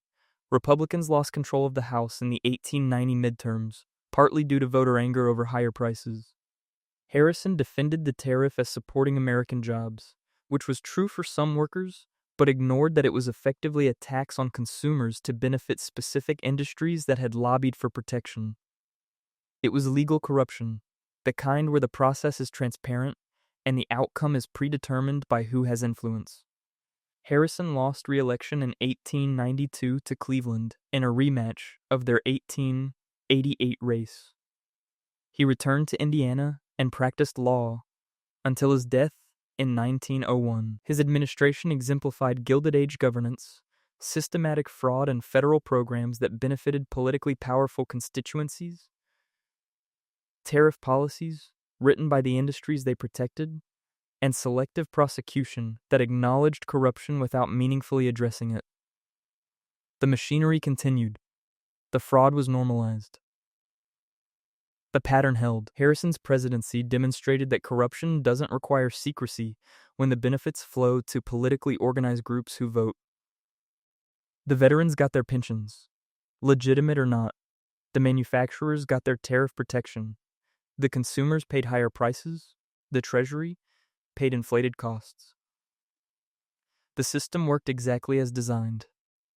The question of whether it was just never seriously arose. William McKinley entered the presidency in March 1897, representing the triumph of corporate republicanism over populist revolt, and his administration would perfect the machinery of American empire. McKinley's election was funded by industrialist Mark Hanna, who raised unprecedented campaign money from corporations and banks terrified of William Jennings Bryan's silver platform. Hanna's fundraising created the modern corporate-funded campaign, establishing that presidential elections could be bought if you had enough industrial money behind you. McKinley repaid his backers with the Dingley Tariff of 1897, raising duties even higher than the McKinley Tariff he'd championed as a congressman. The protection enriched manufacturers. Consumers paid more. The system worked. McKinley's defining act was the Spanish-American War of 1898, sold as liberation of Cuba, but functioning as territorial acquisition. The sinking of the US Maine in Havana Harbor in February 1898 provided the pretext, though the cause of the explosion was never conclusively determined. Yellow journalism from William Randolph Hearst's and Joseph Pulitzer's newspapers inflamed public opinion with exaggerated and sometimes fabricated atrocity stories. McKinley resisted war initially, but surrendered to pressure by April. The war lasted 4 months. Spain ceded Puerto Rico, Guam, and the Philippines to the United States. Cuba became independent in name, but under American economic and military control. The Philippines acquisition was the revealing part. McKinley claimed divine guidance told him to uplift and civilize and Christianize the Filipinos, most of whom were already Catholic. The Philippine-American War that followed from 1899 to 1902 killed hundreds of thousands of Filipinos, many of them civilians, through combat and war-related disease and famine. American forces used tactics including torture and civilian targeting. The conflict was brutal and is largely absent from popular memory of McKinley's presidency. Congressional investigations and military reports documented atrocities including the water-cure torture technique, concentration camps for civilians, and summary executions. Officers who reported these practices were sometimes reprimanded, but prosecutions were rare and punishment minimal. McKinley defended the war as benevolent assimilation, bringing American civilization to backward peoples. The Filipinos who resisted independence called it conquest. Both sides were right about what was happening. McKinley was assassinated in September 1901 by anarchist Leon Czolgosz. He died 8 days later from gangrene and infection, another president killed partly by medical incompetence. His legacy was American empire dressed as liberation, corporate power funding governance, and atrocities rationalized as civilizing missions. The Philippines remained under American control until 1946. The pattern was set. America would acquire territory through war, call it liberation, suppress resistance brutally, and frame the whole enterprise as benevolent. The machinery had gone imperial. Theodore Roosevelt assumed the presidency in September 1901 at age 42, the youngest president in history, and spent 8 years cultivating an image as trust-busting reformer while actually consolidating corporate power under regulatory frameworks that served big business. Roosevelt filed 44 antitrust suits, more than any previous president, creating his reputation as the trust buster. What's less discussed is that Roosevelt distinguished between good trusts and bad trusts, with the distinction often depending on whether corporate leaders cooperated with his administration. J.P. Morgan and other major industrialists learned they could avoid prosecution by accepting federal regulation that they helped write. The result was regulatory capture presented as reform. Corporations gained stability and protection from competition while accepting oversight that rarely threatened their fundamental interests. Roosevelt's greatest imperial achievement was acquiring the Panama Canal Zone through methods that ranged from diplomatic pressure to supporting a manufactured revolution. Colombia controlled Panama and rejected Roosevelt's Canal Treaty terms in 1803. Roosevelt encouraged Panamanian separatists, sent warships to prevent Colombian forces from suppressing the rebellion, and recognized Panamanian independence within days of the November 1903 revolt. The new Panamanian government immediately granted the United States the Canal Zone on favorable terms. Roosevelt later boasted, "I took the Canal Zone and let Congress debate," a statement he made in 1911 that he later claimed was misunderstood. The canal was built using Caribbean and African laborers who died by the thousands from disease and accidents. Official counts documented over 5,000 deaths during construction. The actual number was likely higher. The canal opened in 1914. It was an engineering marvel, built through imperial power, thousands of dead workers, and a revolution the United States orchestrated and then recognized. Roosevelt's trust-busting credentials also obscured his willingness to use federal power against labor. During the anthracite coal strike of 1902, Roosevelt intervened by threatening to seize the mines with federal troops, unless owners negotiated with the Union. It looked like pro-labor intervention. The settlement Roosevelt brokered gave miners modest gains, but established federal mediation as alternative to genuine Union power. Roosevelt's progressive reputation rested partly on being slightly less hostile to labor than his predecessors and successors, which set a low bar. He left office in 1909, having declined to run for a third term, and spent years regretting that decision before attempting a comeback in 1912. His presidency established that progressive rhetoric could coexist with imperial policy and corporate-friendly regulation. The image management worked. The canal stood. The machinery adapted. Roosevelt became the face of reform while perfecting techniques of control. William Howard Taft succeeded Roosevelt in March 1909 and spent 4 years demonstrating that Roosevelt's chosen successor couldn't maintain Roosevelt's political coalition or his image management skills.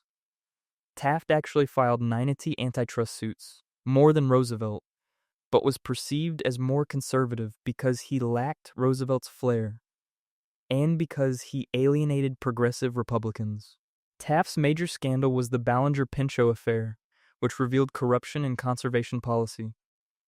Richard Ballinger, Taft's Secretary of the Interior, reopened public lands for private development that Roosevelt had protected.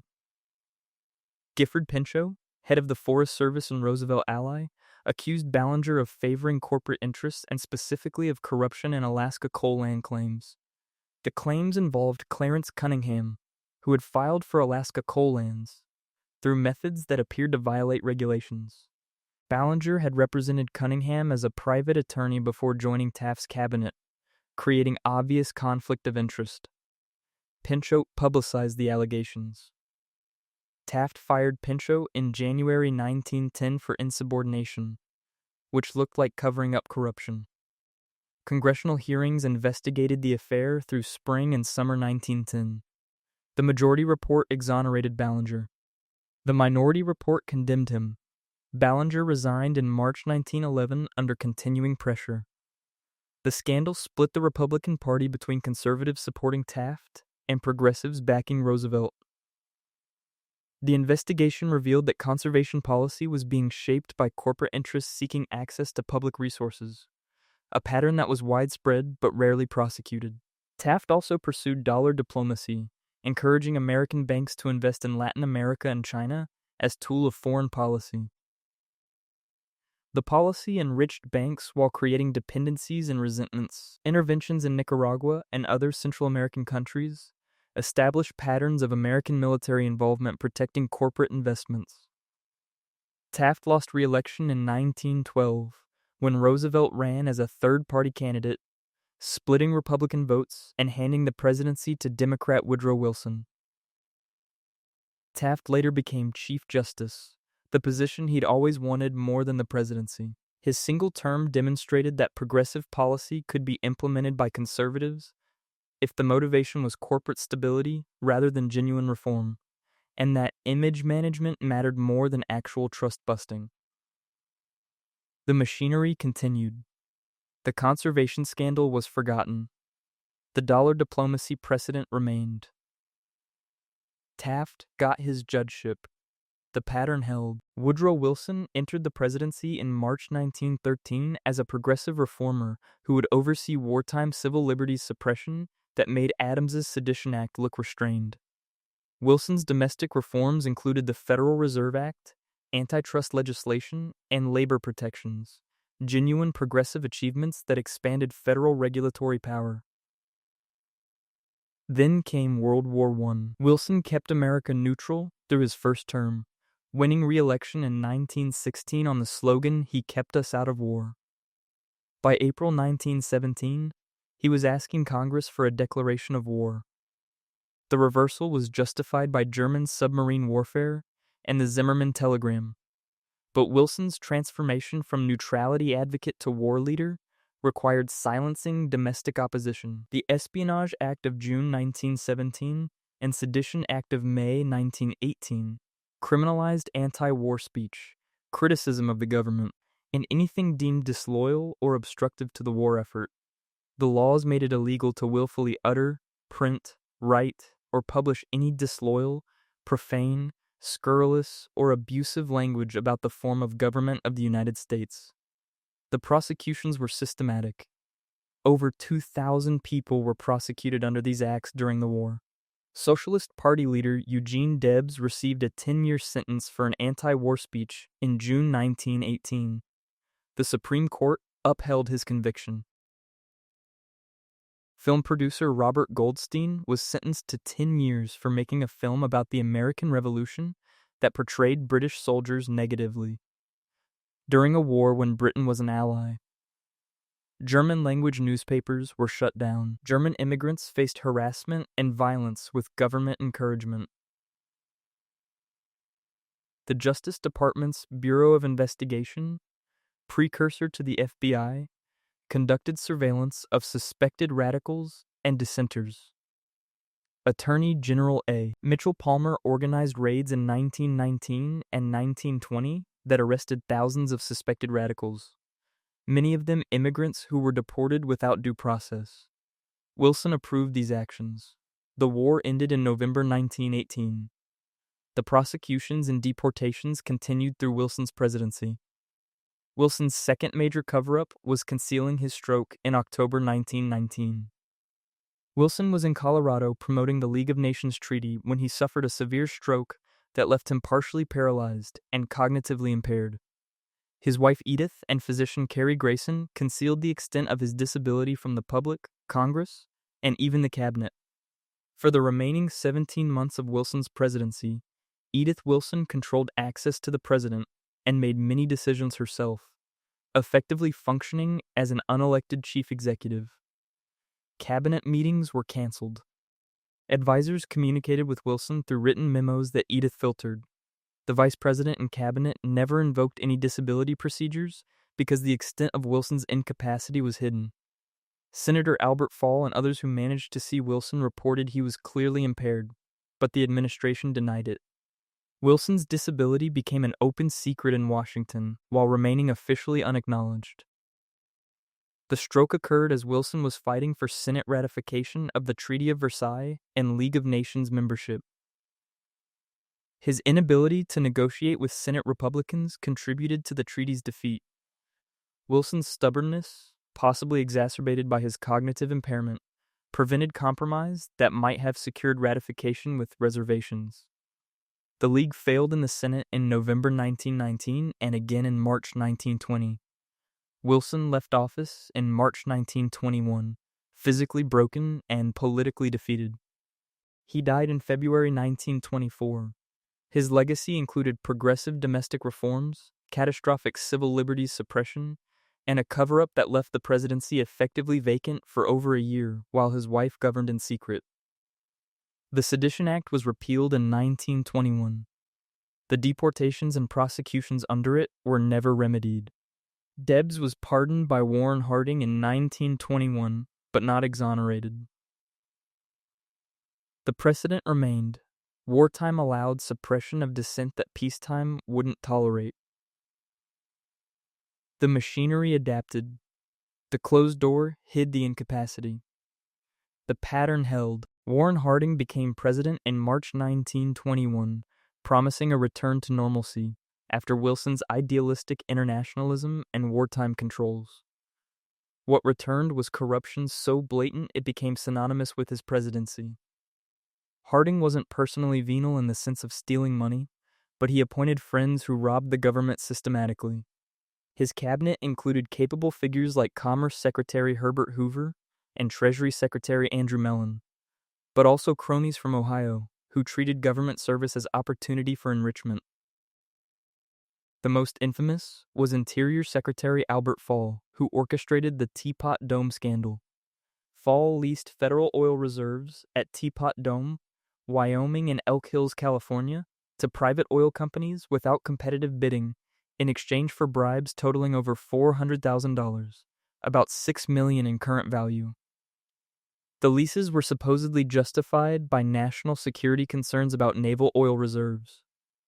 The actual motivation was Fall's personal debt and the oil company's desire for exclusive access. The scandal emerged after Harding's death, when Senate investigations led by Thomas Walsh of Montana uncovered the payments. Fall had received loans from oil executives Harry Sinclair and Edward Doheny that were clearly bribes. Fall became the first cabinet member convicted of crimes committed while in office, sentenced to 1 year in prison and a $100,000 fine in 1929. Sinclair and Doheny were acquitted of bribery charges, despite clear evidence they had made the payments, demonstrating once again that wealthy executives faced fewer consequences than corrupt officials. The oil leases were canceled. The reserves were returned to government control, but the scandal tainted Harding's presidency retroactively and reinforced public cynicism about government corruption. Harding's other scandal was his poker cabinet, the group of friends who met regularly at the White House for drinking and gambling during Prohibition. These gatherings weren't criminal themselves, though serving alcohol violated the law Harding was supposed to enforce. The problem was that the poker sessions included officials who were looting their departments. Attorney General Harry Daugherty was accused of selling pardons, liquor permits, and dismissing prosecutions in exchange for bribes. Veterans Bureau Director Charles Forbes was convicted of fraud for awarding contracts at inflated prices and taking kickbacks. Harding's friends treated federal office as business opportunity. The president knew about some of the corruption. He confronted Forbes about the Veterans Bureau fraud before his death, but took no meaningful action to stop it. Harding died suddenly in August 1923 in San Francisco, officially from a heart attack or stroke. The circumstances fueled conspiracy theories.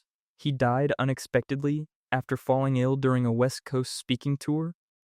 His wife refused an autopsy, and she later destroyed many of his papers. Speculation ranged from murder by his wife to suicide over impending scandal revelations. No credible evidence supports these theories. The medical consensus is that Harding died from cardiovascular disease, exacerbated by stress and poor health habits. But the timing was convenient in the sense that it spared him from watching his administration's corruption fully exposed. The scandals broke primarily after his death. Harding was remembered as a failed president whose friends betrayed him, which was partly true but obscured his complicity through inaction. He knew corruption was occurring and chose loyalty to friends over accountability. The poker games continued until he died. The looting continued until exposure. The closed door hid the deals until investigators opened it.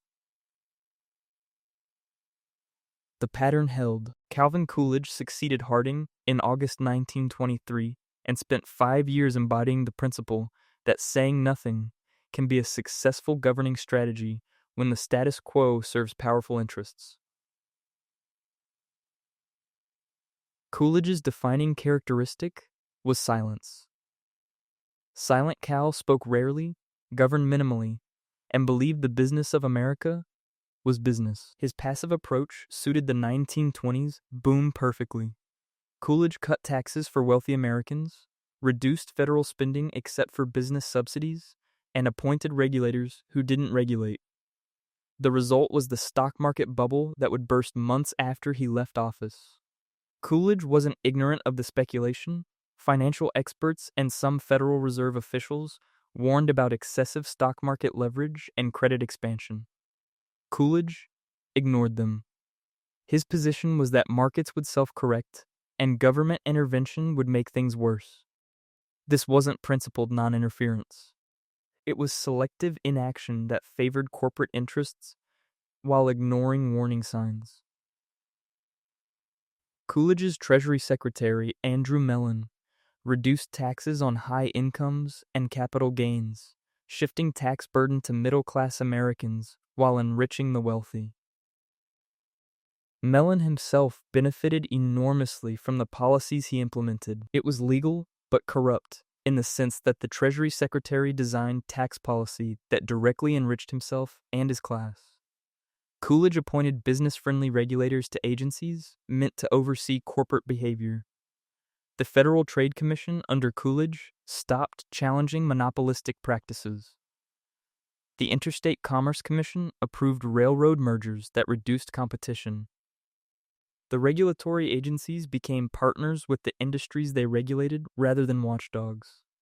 Coolidge also continued dollar diplomacy in Latin America, sending Marines to Nicaragua in 1926 to protect American business interests and support a government friendly to U.S. corporations. The intervention would last until 1933, long after Coolidge left office. But he established the precedent that American military force would maintain favorable investment climates. Coolidge declined to run in 1928, supposedly because he was tired and mourning his son's death in 1924. He left office in March 1929. The stock market crashed in October. The Great Depression followed. Coolidge spent his remaining years defending his policies and denying that they contributed to the crash. He died in January 1933, just before Franklin Roosevelt's inauguration would decisively repudiate Coolidge's governing philosophy. Coolidge's silence wasn't absence of policy. It was policy itself, deliberate inaction that allowed wealth concentration, speculation, and corporate power to expand unchecked. The closed door wasn't hiding scandal. It was hiding complicity. Coolidge knew the system was unstable. He chose not to act because action would have constrained the interests he served. The tax cuts enriched Mellon and his class. The deregulation enabled corporate consolidation. The military interventions protected investments. The stock bubble inflated until it burst. Coolidge was silent about all of it, which was precisely the point. The machinery required no oversight. The pattern held. The silence spoke volumes. Herbert Hoover entered the presidency in March 1929, believing in voluntary cooperation between business and government, and left office in March 1933 with that faith shattered by economic catastrophe he refused to adequately address. The stock market crashed in October 1929, 7 months into Hoover's presidency. His response was to encourage business leaders to maintain wages and investment while opposing direct federal relief to unemployed Americans. Hoover believed federal aid would create dependency and undermine character.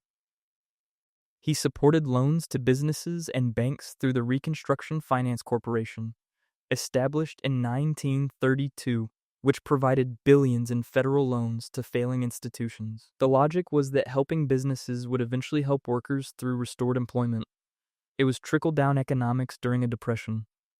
It didn't work. By 1932, unemployment reached 25%. Banks failed by the thousands. Hoover's principled opposition to direct relief looked like callous indifference.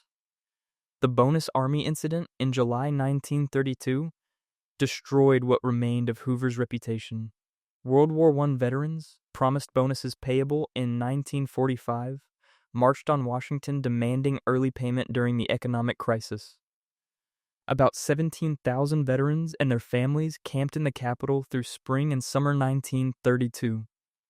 Congress considered a bill for immediate payment. It failed in the Senate in June. Most veterans left. About 2,000 remained in camps. Hoover ordered their removal. On July 28th, General Douglas MacArthur led Army troops with tanks and tear gas to clear the camps. MacArthur exceeded his orders, not just removing veterans from government property, but burning their camps and driving them across the Potomac. 2 veterans were killed. An infant died from tear gas exposure. The images of the Army attacking veterans during the Depression became defining symbols of Hoover's presidency. Hoover claimed he hadn't ordered the violence and that MacArthur had acted excessively. But Hoover defended the action publicly and never reprimanded MacArthur. The message was clear. Federal power would be used to remove desperate citizens, but not to feed them. Hoover supported billions for banks, but opposed millions for the unemployed. The contradiction was politically fatal and morally indefensible. Hoover lost the 1932 election in a landslide to Franklin Roosevelt.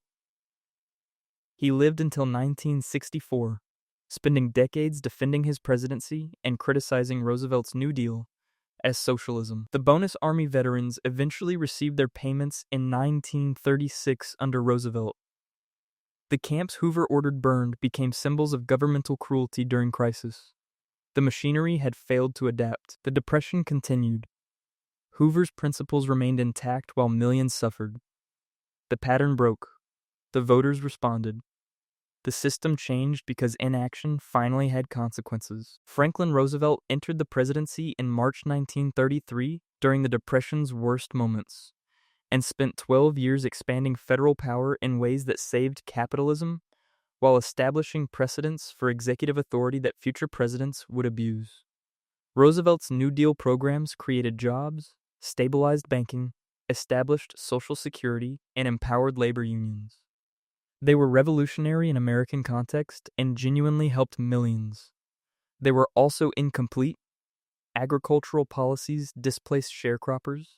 Many programs excluded domestic and agricultural workers, who were disproportionately Black and Latino, and relief was often administered by local officials who maintained racial hierarchies.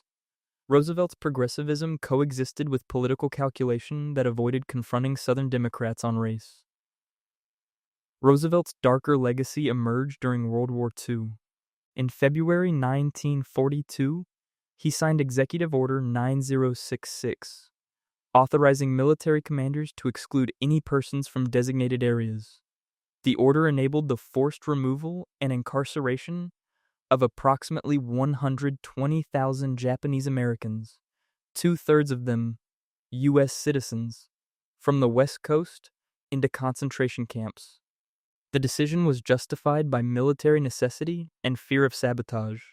No evidence of Japanese American disloyalty existed. The decision was driven by racism and political pressure. Japanese Americans lost homes, businesses, and freedom.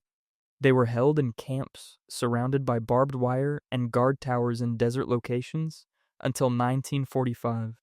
No Japanese American was ever convicted of espionage or sabotage during the war. The internment was acknowledged as injustice decades later. Congress apologized in 1988 and provided minimal reparations. Roosevelt never expressed regret. Roosevelt's other controversial decision was attempting to pack the Supreme Court in 1937.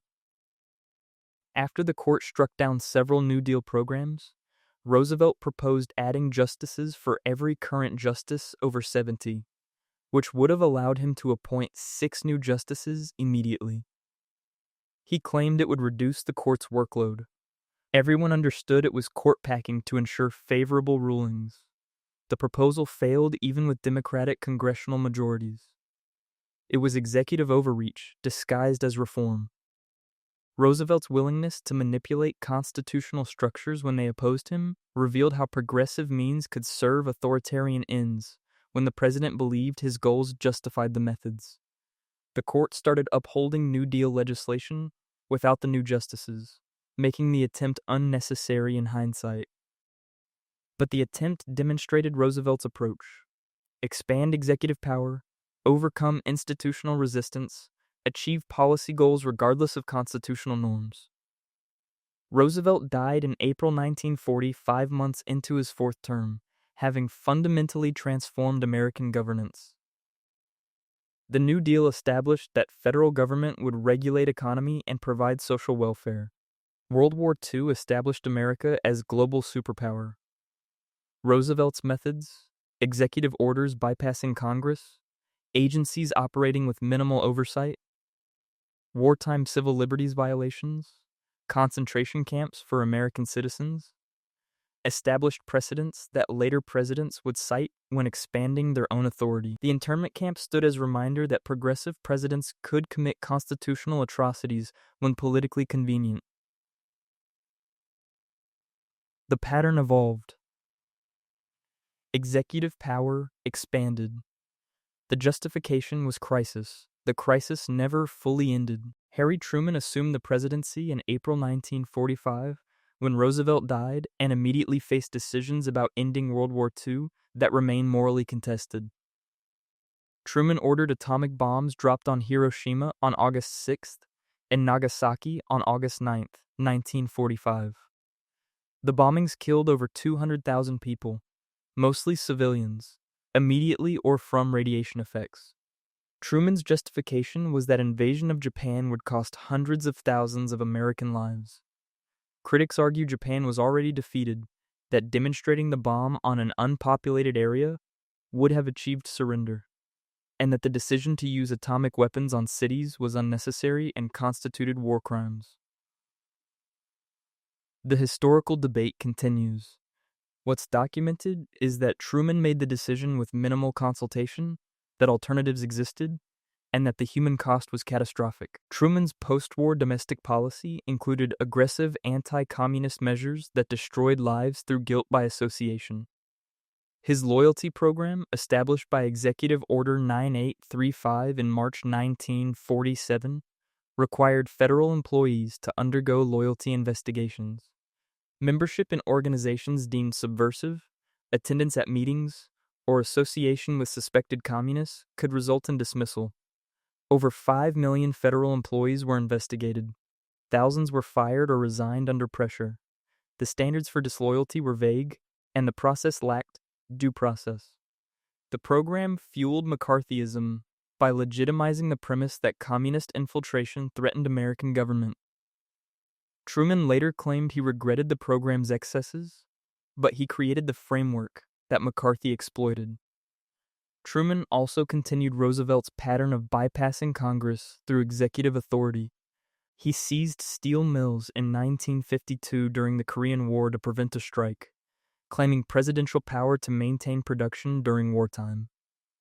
The Supreme Court ruled the seizure unconstitutional in Youngstown Sheet and Tube Co. v. Sawyer, one of the few times the court checked presidential war powers.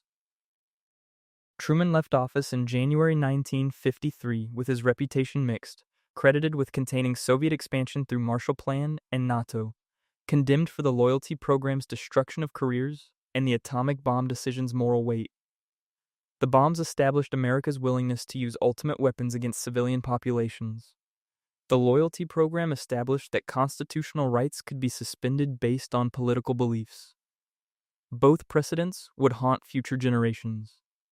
The machinery had acquired nuclear weapons and domestic surveillance apparatus. The pattern continued. The justification remained crisis. The crisis was now permanent.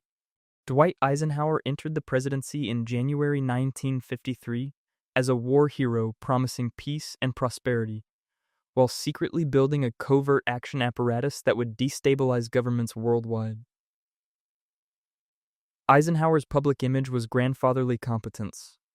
His actual foreign policy was CIA-orchestrated coups, disguised as organic revolutions. In August 1953, the CIA engineered the overthrow of Iranian Prime Minister Mohammad Mossadegh, who had nationalized Iran's oil industry, threatening British and American petroleum interests.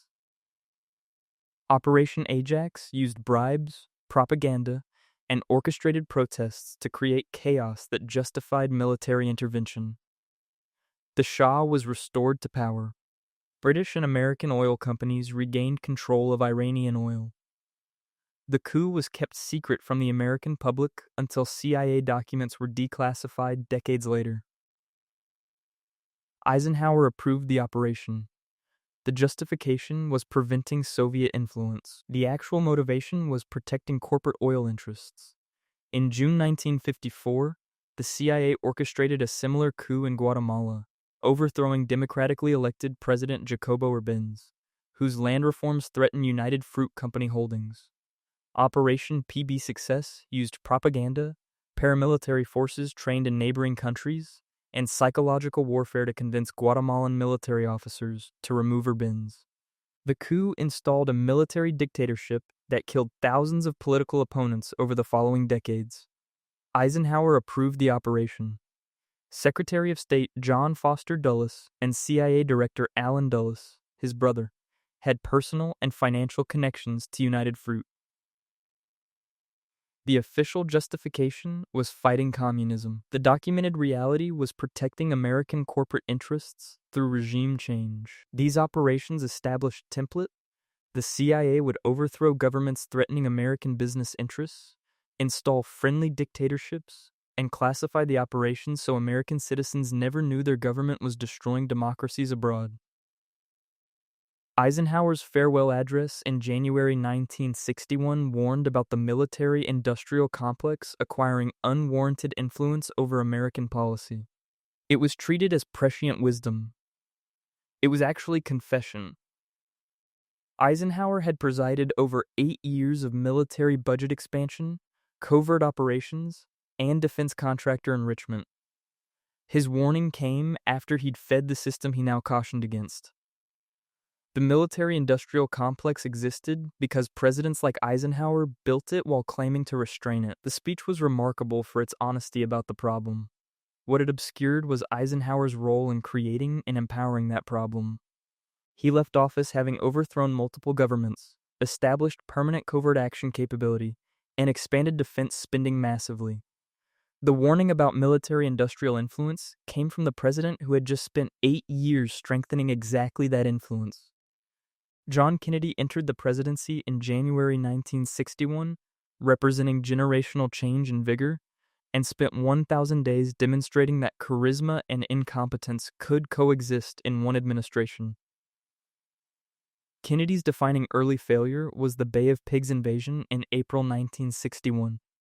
The plan, inherited from Eisenhower but approved and executed by Kennedy, sent Cuban exiles trained by the CIA to invade Cuba and overthrow Fidel Castro.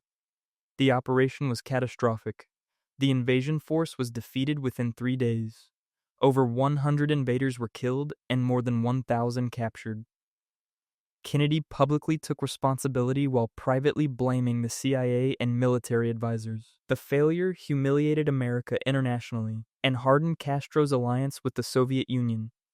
Kennedy had approved an invasion plan he barely understood, trusting advisors whose confidence exceeded their competence. Kennedy's private life was equally reckless. He conducted multiple affairs while president, including with women who had connections to organized crime figures. Judith Campbell Exner had relationships with Kennedy and with Sam Giancana, a Chicago mob boss.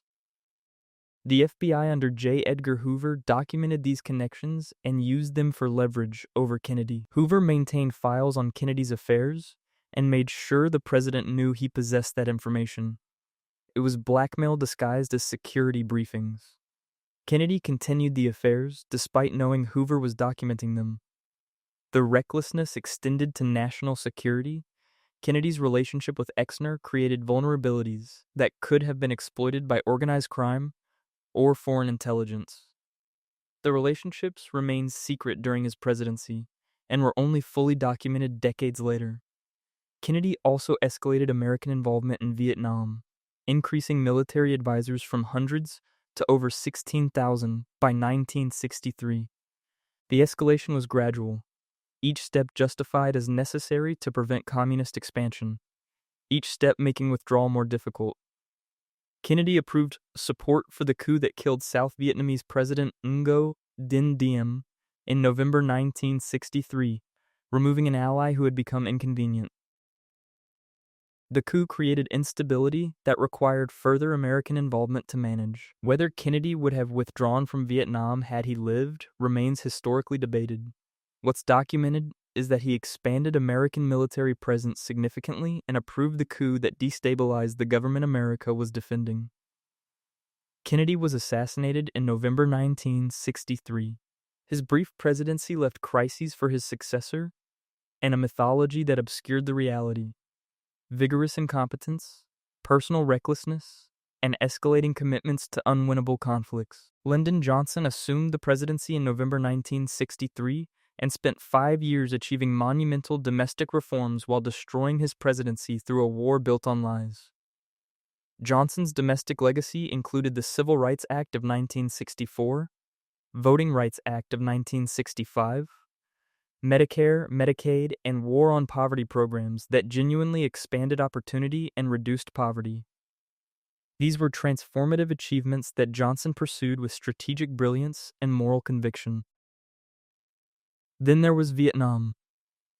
In August 1964, Johnson claimed North Vietnamese torpedo boats had attacked American destroyers in the Gulf of Tonkin and international waters. The claim was that there were 2 attacks on August 2nd and August 4th. Johnson used the alleged attacks to obtain congressional authorization for expanded military action. The Gulf of Tonkin resolution passed with near unanimity, giving Johnson authority to use military force without declaring war. The problem was that the August 4th attack almost certainly never happened. The Navy officers involved reported uncertain radar contacts in bad weather and explicitly stated they had no confirmation of actual attack. Johnson and Defense Secretary Robert McNamara presented the incident to Congress as confirmed attack requiring response.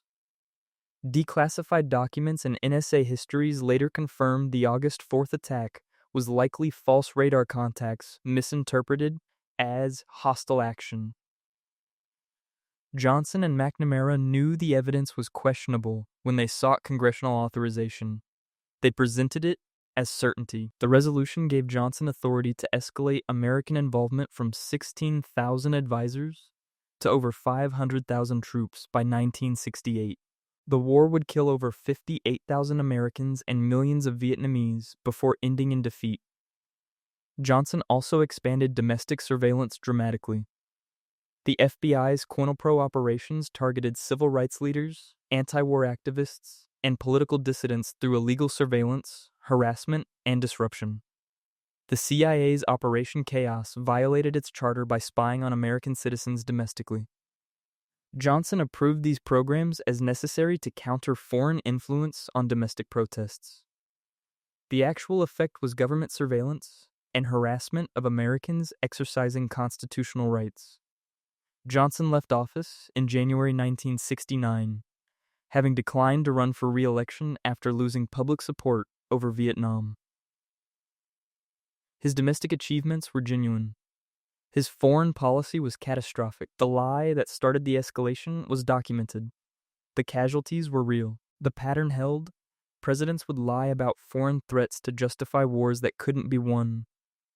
And the machinery would adapt to make the lies officially respectable, until declassification revealed the truth decades later. Richard Nixon entered the presidency in January 1969 promising law and order while planning crimes that would force his resignation, but Watergate was the scandal everyone knows. His lesser-known crimes were arguably worse. Before winning the 1968 election, Nixon's campaign secretly undermined President Johnson's Vietnam peace negotiations. The Chino affair involved Anna Chino, a Republican operative, conveying messages to South Vietnamese President Nguyen Van Thieu, encouraging him to boycott the Paris peace talks until after the election, promising better terms under Nixon. Johnson had FBI intercepts proving the contact. He called it treason, but didn't go public, fearing it would expose surveillance methods. Nixon won narrowly. The war continued 4 more years, killing thousands more Americans and hundreds of thousands more Vietnamese. Nixon had sabotaged peace negotiations for electoral advantage. The evidence existed but remained classified for decades. Once in office, Nixon approved the Houston Plan in July 1970, a domestic intelligence program authorizing illegal surveillance, mail opening, burglary, and infiltration of anti-war groups.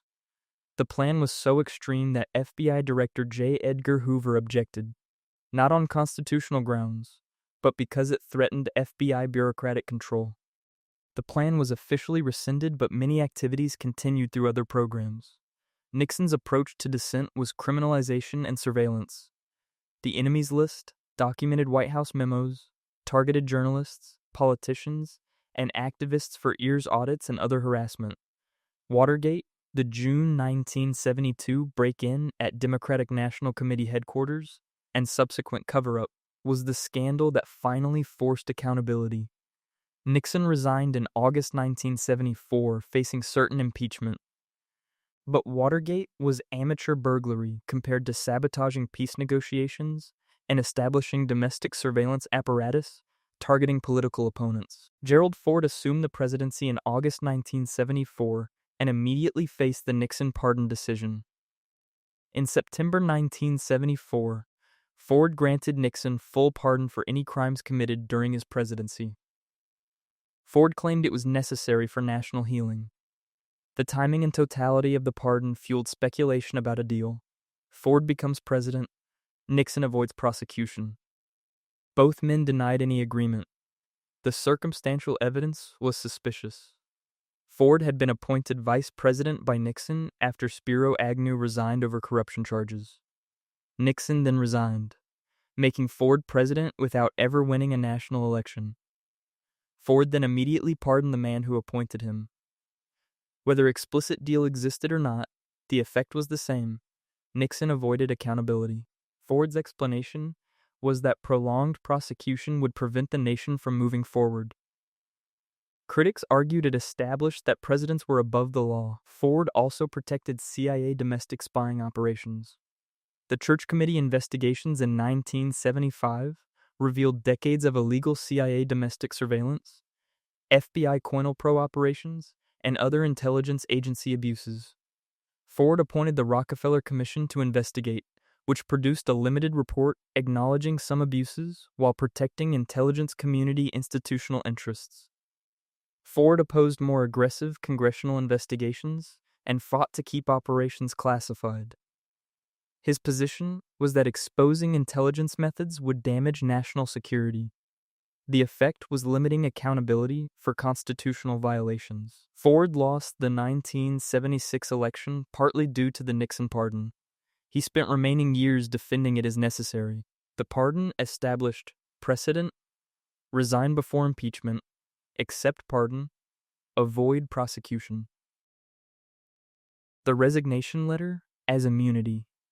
The pattern held. Jimmy Carter entered the presidency in January 1977, promising honesty after Nixon and Ford. His brother Billy became a scandal involving Libya. Billy Carter registered as foreign agent for Libya in 1979 after receiving $220,000 in loans from the Libyan government while his brother was president. The Justice Department investigated whether Billy had illegally influenced U.S. policy toward Libya. A Senate subcommittee investigated in 1980. The inquiry found no evidence that Jimmy Carter's policies were influenced by the payments, but the appearance was damaging. Billy Carter was a problem throughout the presidency, a heavy drinker who made embarrassing public statements and clearly traded on his brother's position. The Libyan connection during the Iran hostage crisis made it worse. The October surprise allegations claimed that Carter's loss in 1980 resulted from Republican interference in hostage negotiations. The theory was that Reagan campaign officials secretly negotiated with Iran to delay releasing American hostages held since November 1979 until after the election, denying Carter an pre-election breakthrough that might have saved his presidency. The hostages were released minutes after Reagan's inauguration in January 1981.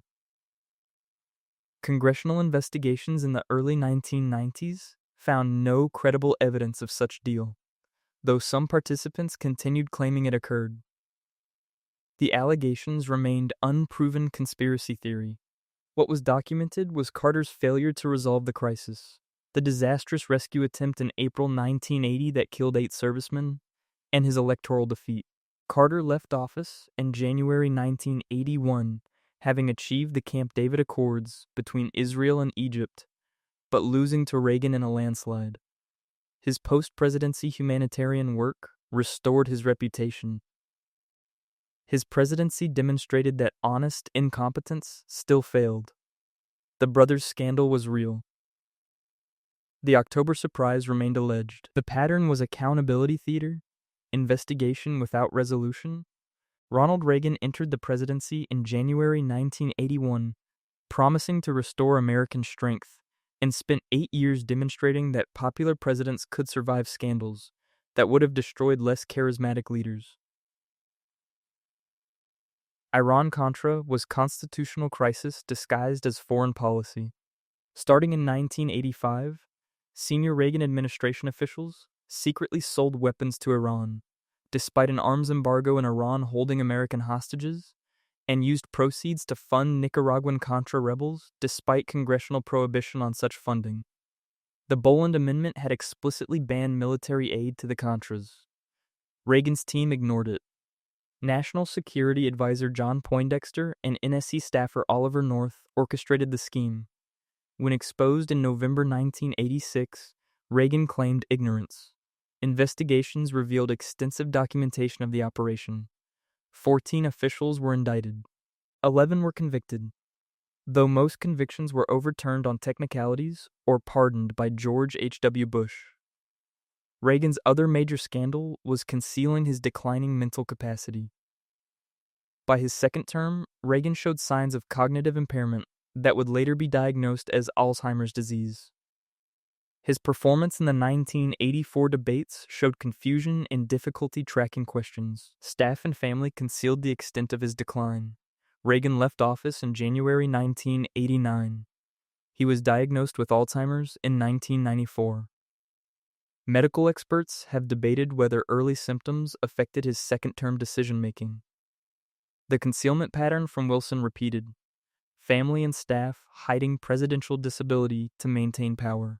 Reagan's popularity survived Iran-Contra and remained intact even as evidence of criminality emerged. It demonstrated that likability could trump accountability. George H.W. Bush entered the presidency in January 1989, having been Reagan's vice president and CIA director, positions that gave him intimate knowledge of operations he later claimed not to remember. Bush's role in Iran-Contra remained murky. He claimed to be out of the loop on the operation.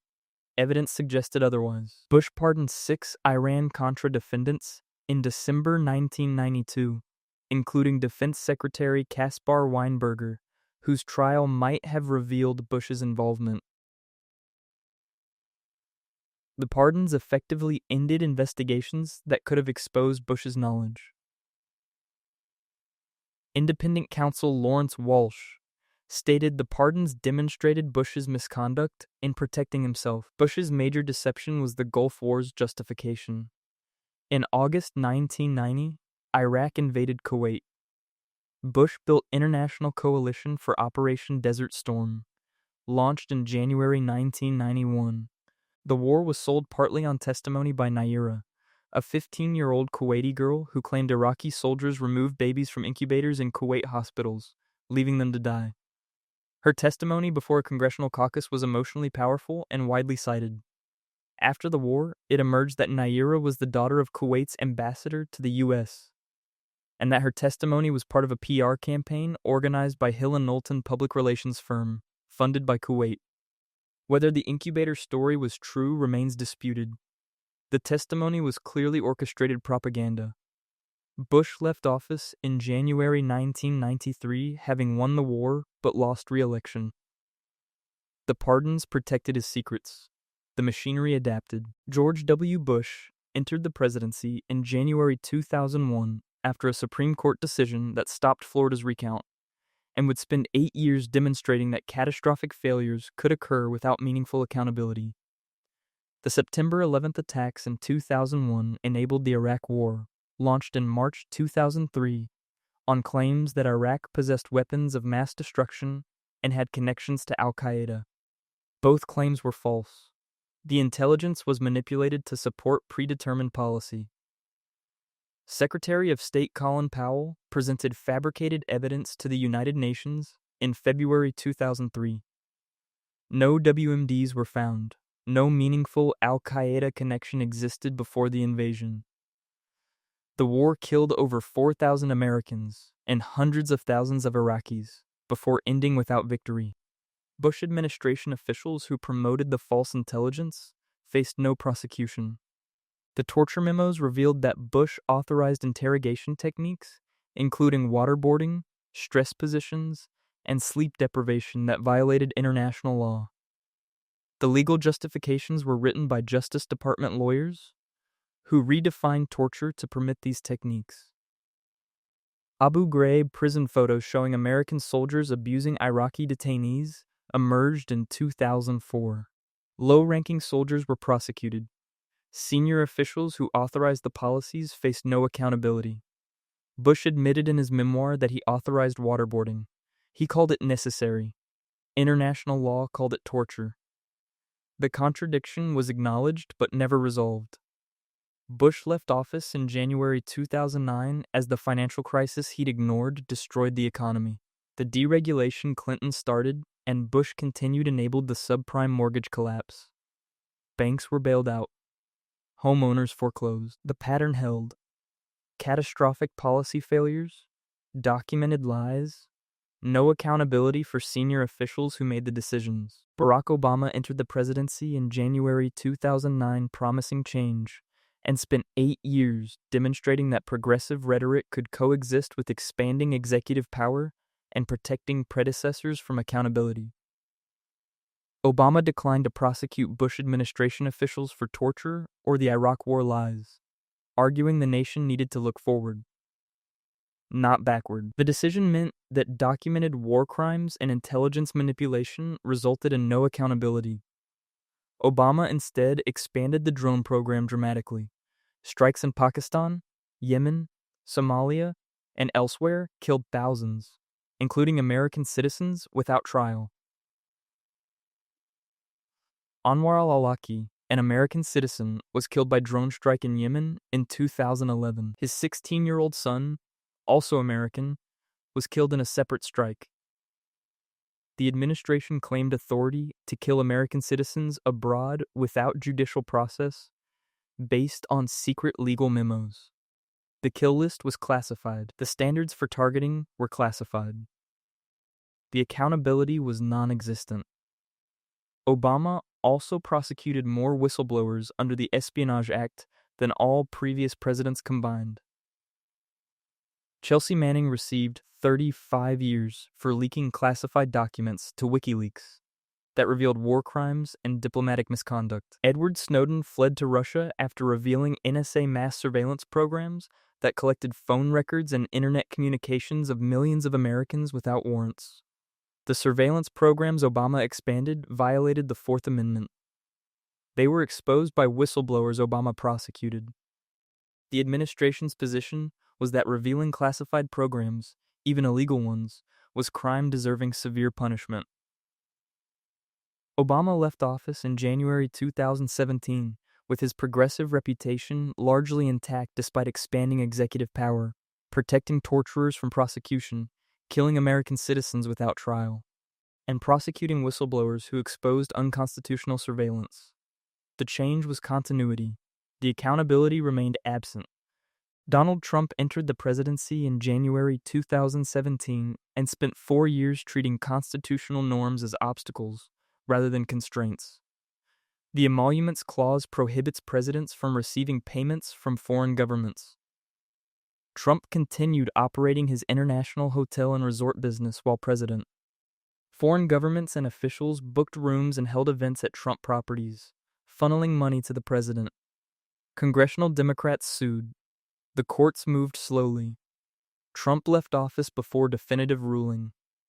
The first major scandal was pressuring Ukraine to investigate political rival Joe Biden. In July 2019, Trump withheld military aid Congress had appropriated for Ukraine while asking Ukrainian President Volodymyr Zelensky to announce investigations of Biden and his son. The phone call was documented. A whistleblower reported it. Trump was impeached in December 2019. The Senate acquitted him in February 2020 on party line vote. Trump's second impeachment came after the January 6, 2021 attack on the Capitol. Trump spent months claiming the 2020 election was stolen despite no evidence. 60 court cases challenging results were dismissed. His own Justice Department found no fraud. Trump continued claiming fraud. On January 6th, he told supporters to march to the Capitol. They attacked the building, disrupting the Electoral College certification. 5 people died.